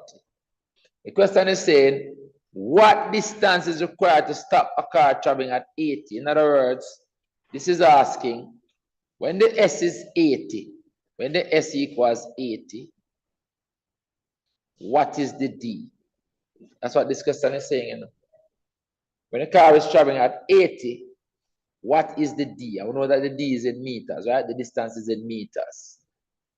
So we can set up a similar thing because the K is a constant. The question is not asking us for the K. Now, this time they don't ask us to write no relationship or anything. They just ask us to solve the question. So first thing is to recognize that this is a relationship. And I'm going to set it up so that the K is a constant. I'm going to divide by the S squared again. So I'm going to set it up like this. But divide by the S squared, you must see that the D, not the D, sorry, the K, the constant K, will always be equal to D over S squared. That is what we basically say. The D value over the square of the S value is a constant. The D over the S squared is a constant. So it means that when you set up this pair this way, it will be equal to this pair set up the exact same way. So we can run the solution now. See here? This D value of 40 over this S value squared, which is 70 squared, is equal to this D value that you're trying to find over this S value squared, 80 squared. Because D over S squared is always a constant. So D over S squared for this pair will be equal to D over S squared for that pair. Everybody understand this that I have on the screen? And then to make D the subject now, I'm just going to take the 80 squared and multiply it up here. And so I'm going to get that the D that I want, let's make this smaller because I want a lot of space. So let's make everything smaller. No, let's make the right here alone smaller, right here.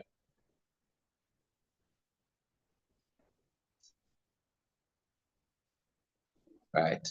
So this D to make it the subject of I drop off the square going off of the 80. Right. So to make this D the subject, I need to take this 80 squared and multiply it up here. So the D now is going to be equal to 40 times 80 squared. When I multiply it up here, I get 40 times 80 squared divided by this 70 squared. Simple as that. That equals the D. Therefore, D equals, let's work this out now, I'm going to get my D. The distance that I need when the speed is 80. Remember, the D is in meters. So we're going to work this out now. So it becomes a fraction 40 times 80 squared divided by 70 squared. That's 52.2 meters. I'm just going to write 52.2 meters right here. 52.2 meters is that distance. That is it. But go to that. Online, but okay? Online? Yes, sir. Yes, sir. Yes, sir. All right, let's do another one. This question is pretty short enough, so we can finish all the examples that have about 5 examples can show you. Let's look at 2019, another recent one. 2019, January 2019.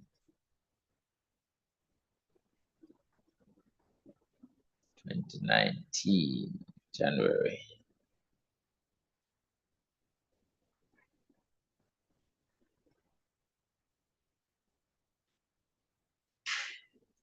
All right, so looking for 2C.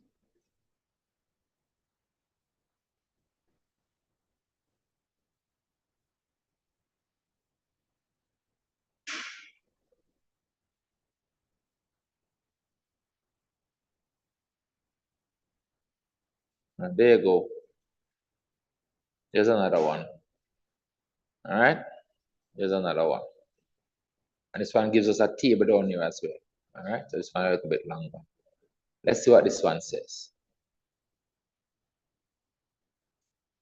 So this one says, the force F applied to an object, so I like to say directly, is directly proportional to the extension produced by that object. Represent this information in terms of Fe and an appropriate constant K. So this one asking us for an equation with a K in it. So the first variable F varies directly or is directly proportional. Keyword is directly. Directly means K times. The second variable is just the extension E. E. That's the relationship. Right there. All right. Now some questions will ask for the K, some questions will not. Let's see if they ask for the K down here. It says the incomplete table below shows corresponding values of F and E. Using the equation in C1 above or otherwise, determine the value of X and Y. So basically I want to work out what this is, which is the extension when the F is 25. And this is the F when the extension is 3.2. And these are known pairs of values that you can use. Known pairs of values that you can use.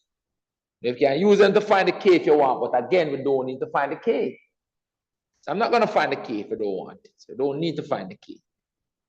So I'm going to make K the subject up here again. I'm going to divide by the E. So what this is telling us is that the force over the extension is a constant at all times. All right? This is the answer that I want down here, now, but I'm gleaning this from it by divided by the E. So let me shift this over. This is what we have deduced from it. Write it as a constant. So we know down here that F over E is always a constant. So see it here? The F or the constant is equal to F over E. The constant is equal to the F over the E. If you want to record the constant, you could just put this F value here and put it as 8, for example, over 0.2. That's 8 over the 0.2 if you want to record the constant. But as I said, you don't need to record the constant. All you know that the F over E is always equal to a constant value. F over E is a constant value all the time. So let's set it up then. Let's set it up. So what that means, guys, is that this F value over this E value, which is 8 over 0.2, is equal to this F value over this E value, which is 25 over X. That's one pair. I want to make X a subject. So to make X a subject, first thing we can do, we can just flip the two equations and flip the two sides. take the reciprocal on both sides. Or you can cross multiply. You can take the x, multiply it up here by itself, take this 8, divide it under here, take this 0.2 and multiply it up here. Let's tell me if we can see all of this. I'm going to multiply the x first to make it the subject, x. It's going to become equal to the 25 is still over there. This 0.8 is multiplying up by the 25. This 0.2 is multiplying up by the 25. So I'm going to put 0.2 beside the 25. And then this 8 is divided under. So putting this over 8. And that's going to give us our x. I work out x. I'm going to divide the screen and work out the y beside it.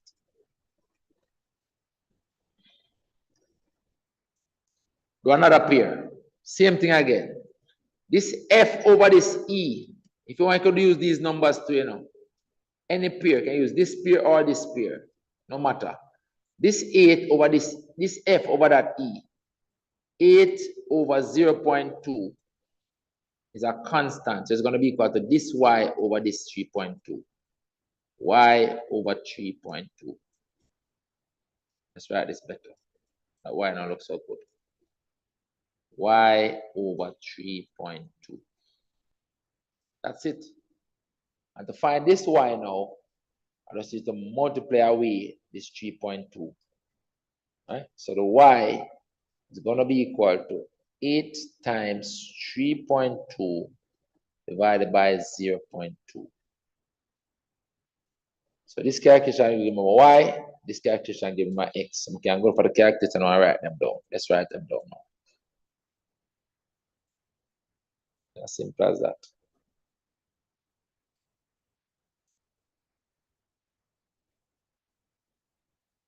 So this one first.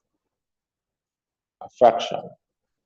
25 times 0.2 over 8. That gives us x. 0.625. That's x value here, 0.625.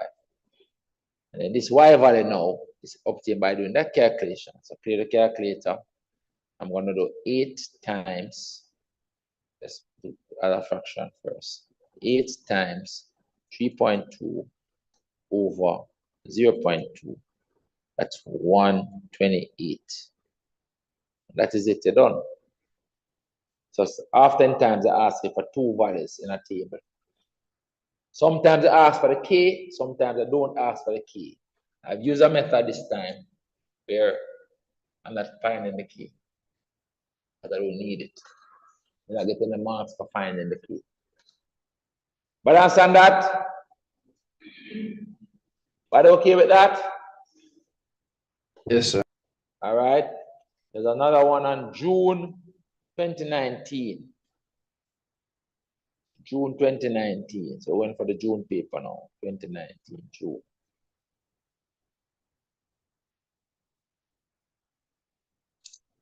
It's the wrong thing. All right.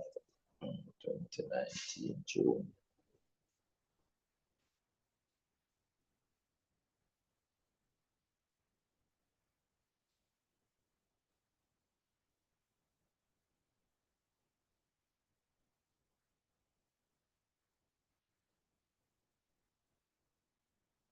And it's number 4A this time.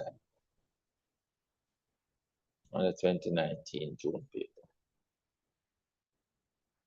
4A.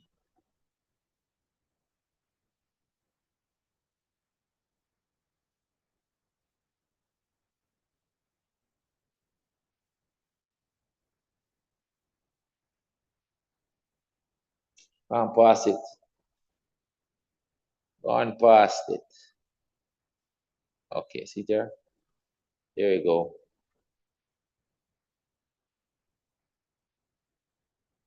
This one is an inverse variation now. Watch it now.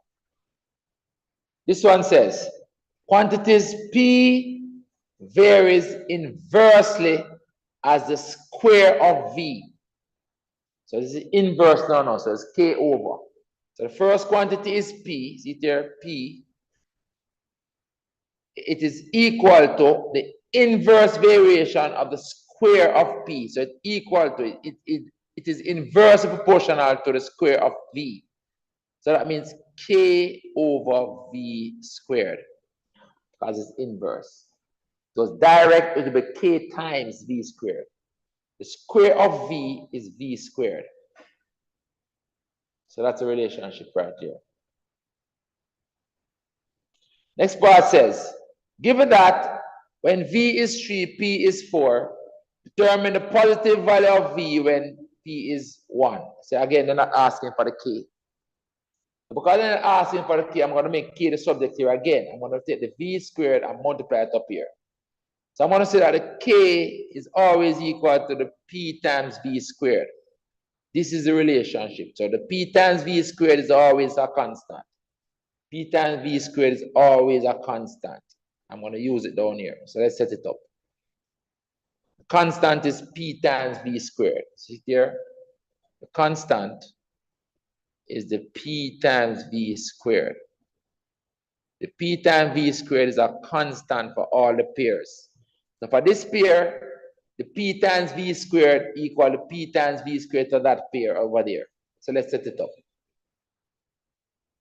This p, which is 4, times this v squared, which is 3 squared, that's p times v squared, you know, is equal to this p, which is a 1, times this v squared, v squared. And that's right, p times v squared, 1 times v squared. So when the p is 1 right here, you get in v. So it's p 1 times v squared. This is the p. So see there, p times v squared. If you want to put the square around the v, like this. That is a p, that is the v squared. This is a p, that is the v squared. P times v squared is a constant. So p times v squared for this pair equals p times v squared for this pair. P times v squared for this pair equals p times v squared for this pair. Simple as that. And so we end up with this equation. So you want to find the positive value of v. This becomes 36, right?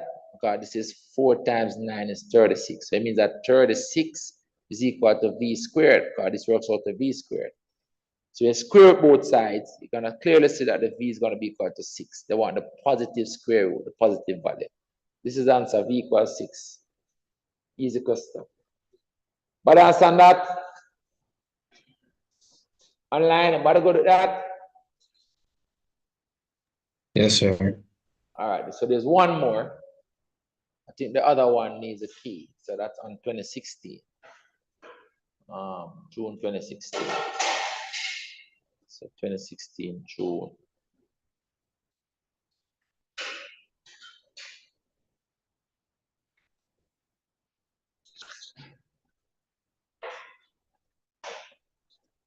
Number 2C.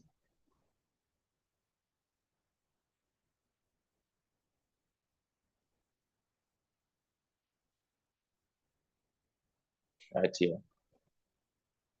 They don't want the V. They don't want a key again. That's what this one says.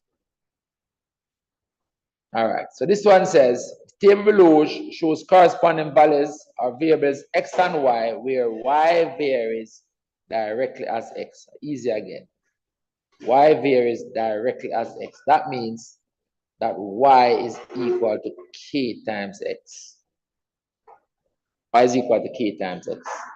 So from this again, if we make k the subject by dividing by the x, we're going to see that the k is equal to y over x. The k is equal to y over the x. So y over x is a constant at all times. That's what we're basically saying. All right? So that's what we're going to be using here. But this would give us that, you know, if we divide by the x, we're going to say that the y over x is always a constant. So that's what I'm going to use here. We don't need to find the k. All we know that the y over x for all the pairs is the same. So the y over x for this equals y over x for this, equals y over x for that. That's all. So we're setting it up. So the y over x for this one, which is a 3 over the 6. 3 over the 6 is equal to this u over the 10. Equal to u over the 10. Simple as that. This is a half. So multiply by 10, you're gonna get 5. So you're gonna get the u equals 5. Cancel that. And then for the other pair, we do the same thing. The y over the x, which is the 3 over the 6, is equal to the y over x for this one, which is the 9 over the t, the y over the x, the 9 over the t. And again, we're trying to find the t. Easy. Take the t, multiply it up here, and then take this 6, multiply it, and then divide another 3. Or you could recognize this, you know, this is a half, right? You know, for this to be a half as well, this has to be 18. So the t is 18, you know. If you don't see it, you can work it out. Because I can multiply the t, make it the subject, equals 9 multiplied by 6. So 9 times 6. And then divide under the 3. Divide under the 3. Now this divided by this are 2. 2 times 9 is 18. So the t equals 18. So you all see that this is a very easy topic. You should not be losing marks on this question. Especially because I'm not asking you for the key. But even if I ask for the key, it's the same thing. You can still set it up as a ratio. And the ratio is always a constant. That is all. You get me? Very good. We finish with that, you know. What time is it now? Let me see the time. So we have another hour. I take a 10 minutes break and decide which topic you want me to do. Online, which topic you want me to do? We have another hour. Which topic you want me to do for the next hour? Or next 45 minutes? I'm going to take another little quick break. Come back and run a couple questions. Which topic you want me to do?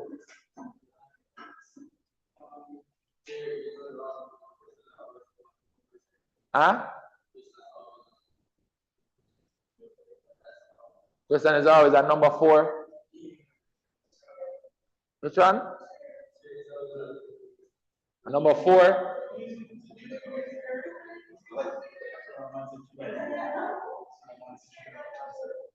Trigs. Can't do trigs with the trigs the other day. Huh? Somebody said trigs? No man, I've watched the video. We did trigs the other day. We did bearings. And with the matrices the other day as well. Statistics. Statistics is just a wide topic. Can't do statistics in a short time here. Time we have left will be something quick and simple. Can't be no big topic like statistics. Look here, guys. Remember, you know, we have worked out all the past papers, and they are all on my channel. So you can go and find all of those videos on my channel and find the question. Right? All of the videos, all of the past papers are worked out. They're all on my channel. All right? Huh? Right. So let's go on the channel, find the video, find the paper that you want the question on, and work it out. So somebody was saying what? Well, we did bearings the other day, you know, so we can't do bearings. We did bearings, we did bearings, with the circle theory, we do elevation today. So we do all the tricks that is in section 2, you know. So unless it's the little simple trigonometry, which I don't even set anymore in section 1, but basically I cover the tricks already. Right? Because we do the circle theory. We do the circle theory when yesterday, and we did the bearings last week, and with the elevation today. So we have covered the tricks already. The person who asking for the tricks, you just need to go and look at the videos that are on the channel. Right? Go and look at the videos on the channel. And you'll find it, and you'll find the videos. of the sessions that we have had? Somebody said factorization. So somebody said factorization. I could run some factorization. So we're gonna do the factorization question. All right, and let's go through it quickly. Because I did say it had to be something simple. So I could just do some factorization and let's do the more recent ones. All right. So June 2023.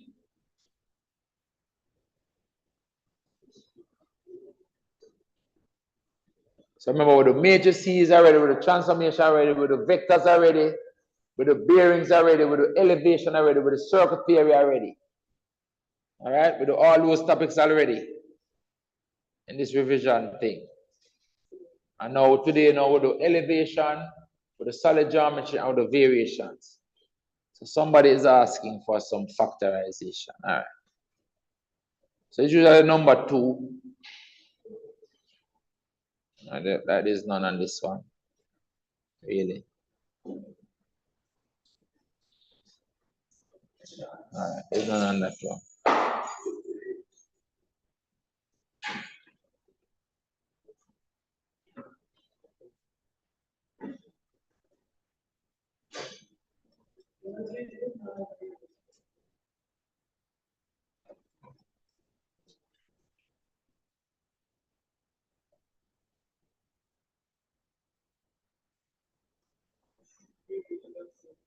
All right, so a factorization here.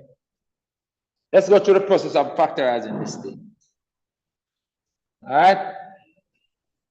I can actually look at this and factorize it quickly now because this is a prime. Factors of 5x squared is only 5x and x. All right, but let's go through the process still. I don't know what's going to come on the exam paper. So it's a quadratic to factorize. All right, so what's the process? You're going to multiply the 2 n coefficients first. The aim is to split this out into 2 terms. So you can get 4 terms total and factorize by parts. So factors of the 5, you multiply the 5 times the 4, you're going to get 9.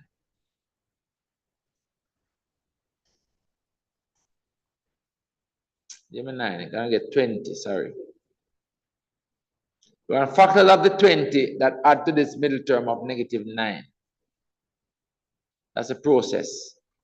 Factors of 20 that add to the middle term of negative 9. The same 5 and 9, you know, 5 and 4. You know. Since you want factors of this positive number, I'm going to search for them under here. One factor, since you want factors of a positive number, both of them will have the same sign. Since you want the sum of the factors to be negative, you're going to make both of them be negative. So if you didn't say that it's 4 and 5, and you were trying to find factors, the first 2 factors you would try would be 1 and 20. And you give both of them the negative sign. But right now they add to negative 21. So you don't want that. Okay, trying to get negative 9. The next 2 factors of 20 will be 2 and 10. You make both of them negative because they must have the same sign because you're trying to find factors of a positive number. And you want the sum of them to be negative. But these 2 now would add to negative 12. Negative 2 and negative 10 is negative 12. So you don't want that either. Next 2 factors of 20, you look for whole number factors, will be the 4 and the 5. Make both of them negative, and they will then add to negative 9. Because negative 4 and negative 5 is negative 9. So yes, that's what you want. So all you're going to do it is that this negative 9x, you're going to split it using these 2. Negative 4x and negative 5x. All right? So you take this and you're going to split it out. So when you split it out, this comes back unchanged first, which is 5x squared. And you're splitting out this middle term, as I said, using these. So I'm going to put the minus 5x first and the minus 4x. That's what the 9x split out to, minus 9x. And then I'm putting back this plus 4 at the end. And so we have created a situation where we can factorize by parts.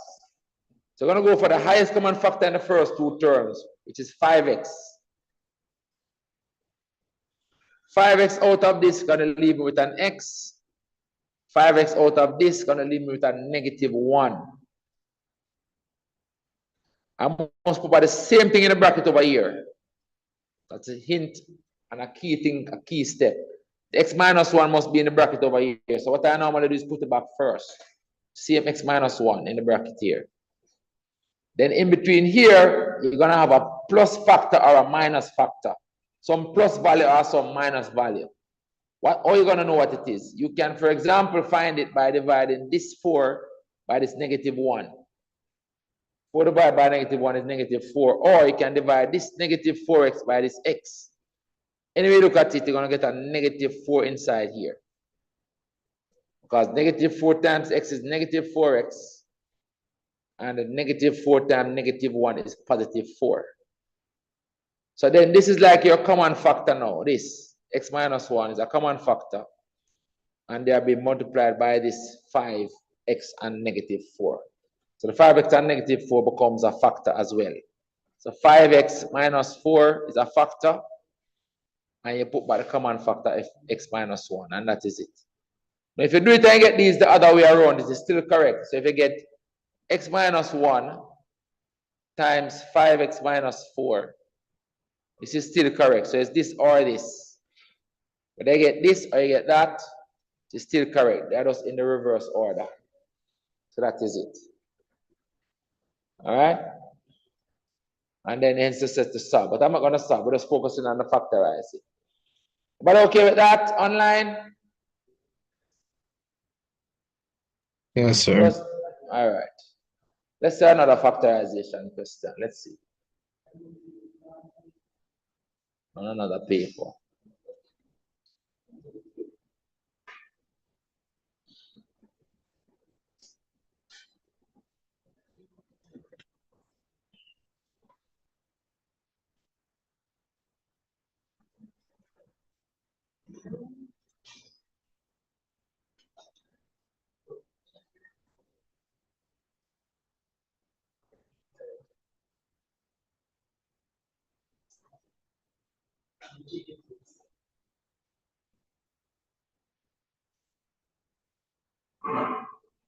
All right, I don't see the factorization on this one.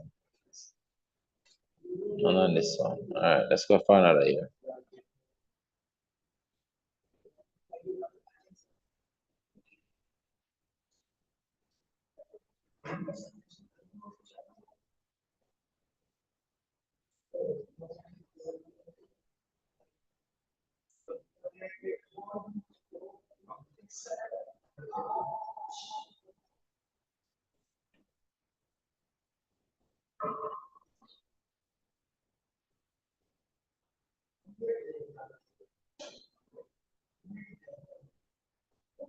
All right. Upon the stop set factorization or what? I'm not seeing on these recent papers. I don't see the factorization on these.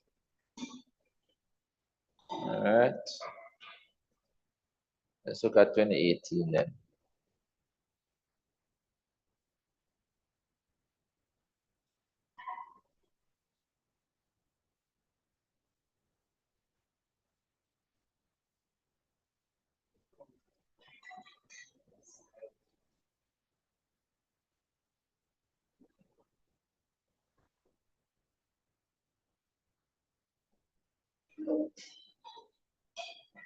All right, here's a nice factorization question. Let's do this one. So for this one, we have to recognize this as the difference of two squares, which is a method of factorization we must know, because 1 is a perfect square. You have to remember that 1 is the same as 1 squared. So this expression can be written as 1 squared minus, and this expression now can be written as 2h all squared.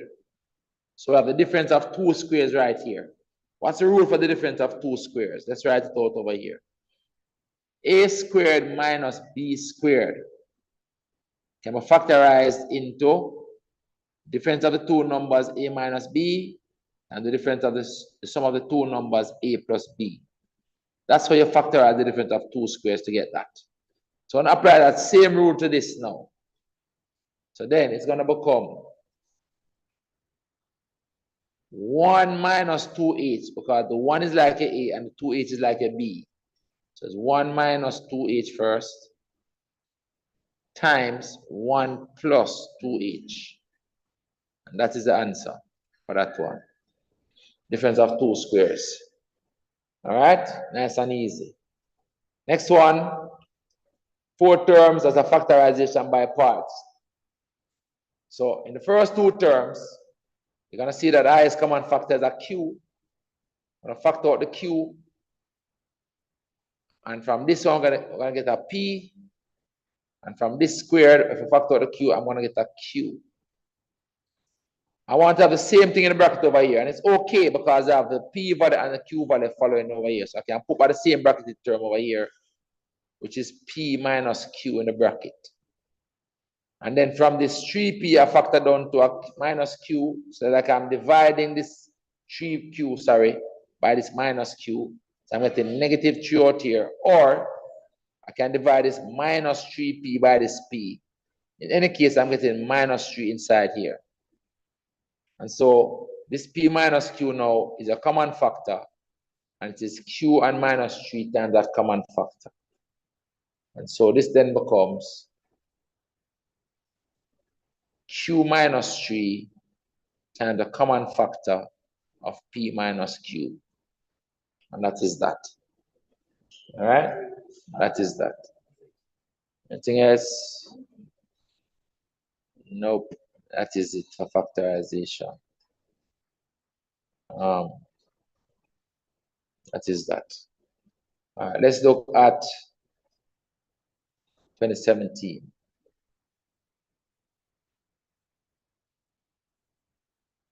Look at the January ones afterwards.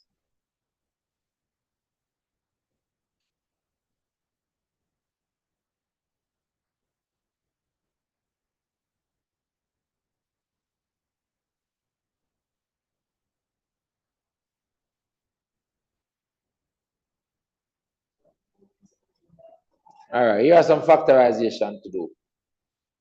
All right, let's go. So this one, I'm looking at it. And we have to look for the highest common factor. There's only 2 terms there. So in terms of the numbers, the 6 and the 18, the highest common factor is a 6. In terms of the variables, this is y squared, and you have y here as well. So in terms of the variables, you can factorize with a y. And then, out of this one, if you factor out the 6y, you're going to be left with y inside there. From here, if you factor out from the minus 18, you factor out the 6, you're going to have minus 3. And then this y is factored out here. So you're left with this x inside here. And so that is it. If you're not sure, what you can do is expand it back, multiply this out again. And you're supposed to, you get back that. All right? So those are the factors. This is a common factor factorization. Highest common factor factorization. Next example, this again is the difference of 2 squares. Because this can be written as 2m all squared minus this 1 is the same as 1 squared. So again, you can write the difference of 2 squares. So it becomes the difference of the numbers, which is 2m minus 1 times 2m plus 1. So those are the 2 factors. Then we have this quadratic again. Now this quadratic is the factorizing because the n values are prime values. Easy to factorize. So let me show you to do it quickly now. So because that is 2t squared, the factors of 2t squared can only be 2t and t. Then it is the factors of this 2 or this negative 2 that is coming here and here. The only factors of 2 is 1 and 2. It's a matter of where you put them. So let's say I put the 2 here first and the 1 here. Right? I can check if they are in the right place. Because I know that, firstly, the difference between the far product and the near product must give me my middle term. The difference, I want to know the difference because this value is a minus. That's a minus at the end. When the last term is a minus, given that the first term is a plus, the difference, when this is a minus, it is the difference of the far product and the near product that's going to give me my middle term. Right now, the far product is 2t, and the near product is also 2t. So those will eliminate each other. So it can't be that. It can't be that way.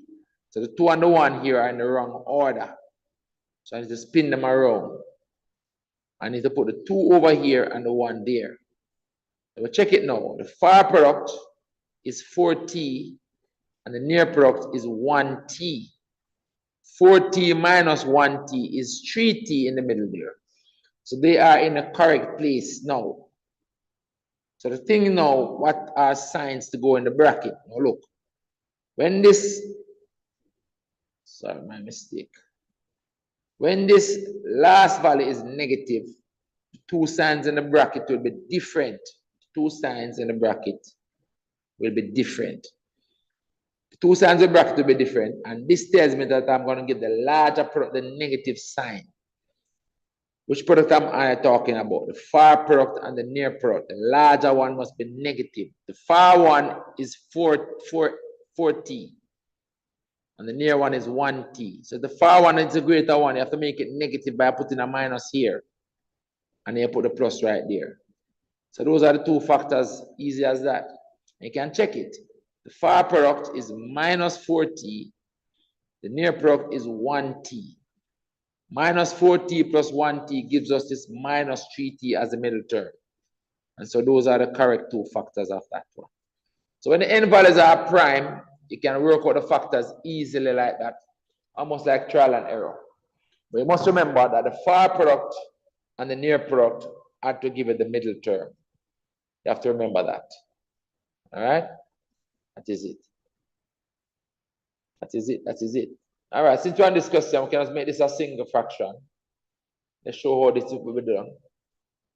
So to make this a single fraction, you want the 2 denominators to become the same. So to do that, we can take this denominator, multiply it up here and down here.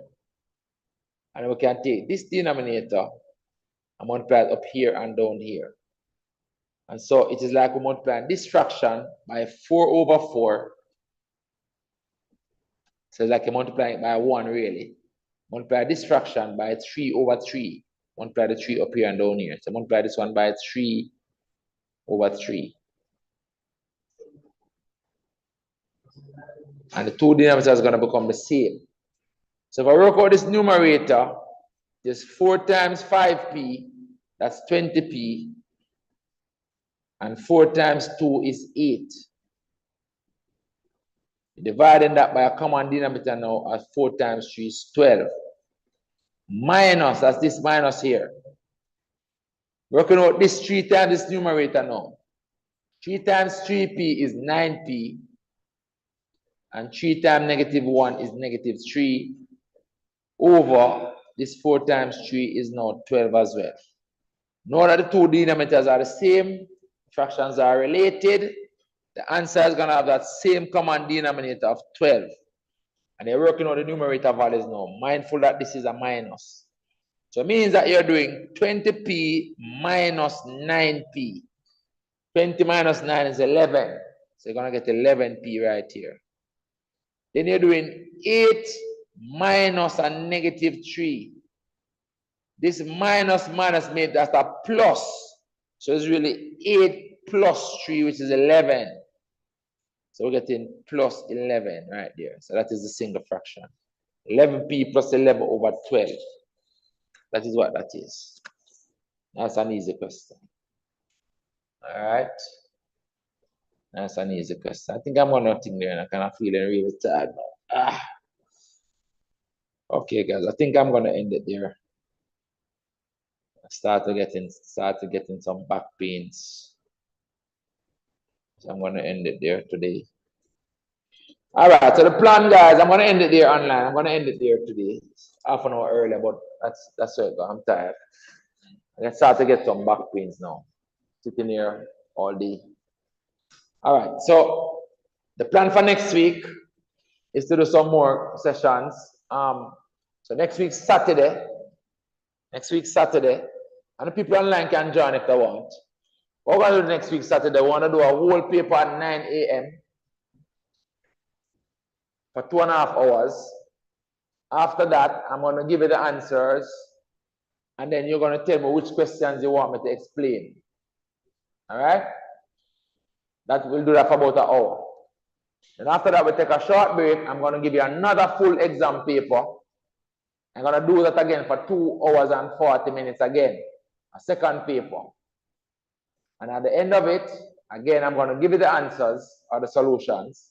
Look at it, and you tell me which questions you want me to explain. That's what we're doing next week, Saturday. Then next week, Sunday, we're going to come to class at 11. We're going to do a session between 11 and 4. You're going to bring the questions that you want me to explain. So from all the papers that we have done, whichever questions from those papers you want me to explain one more time, you're going to bring them for me on Sunday. Next week, Sunday, we're working between 11 and 4. All right? From 11 to 4. That's another 5-hour session. And it's just me working out questions. You're going to choose the questions now. So you're going to say, sir, work out this question. Specific question, not topics. Questions. All right? So I just take questions randomly from persons, from the past papers, and we work them out. All right? I say, let us stick to past papers down to about 2010. So any question down to 2010. We don't really need to go beyond that. Make it be the more recent papers as well, because the questions will mirror the most recent paper. So I say maybe go down to about 2015. Because, that's enough. So from 2024 January and June, all the way down to 2015, you can bring questions from those papers that you want me to explain one more time, whichever topic it is. All right? So I'll just take a question from each person. I'll do that next week. And the people online can maybe join as well. What I'll do is set it up so that persons online can join as well, those sessions. So if person wants to stay home and do it, no problem. All right? And then we'll record it as well, so that you can go back over it for a couple hours afterwards. All right, guys, so that is it. Online, okay? Yes, sir. All right, guys. All right. I'm gonna end it here for today. And good luck, everybody. We'll talk again. All right. All right. Bye, everybody. Hold on. There were some messages in there. Let me see what the chat was saying. Oh, people are saying trig, but we did that. Bearings, we did that. Oh, somebody said coordinate geometry. All right. You can all watch the videos, guys. There are videos on the channel with all these questions. All the papers have been worked out. So you can watch those videos on the channel and you see those questions on the past papers.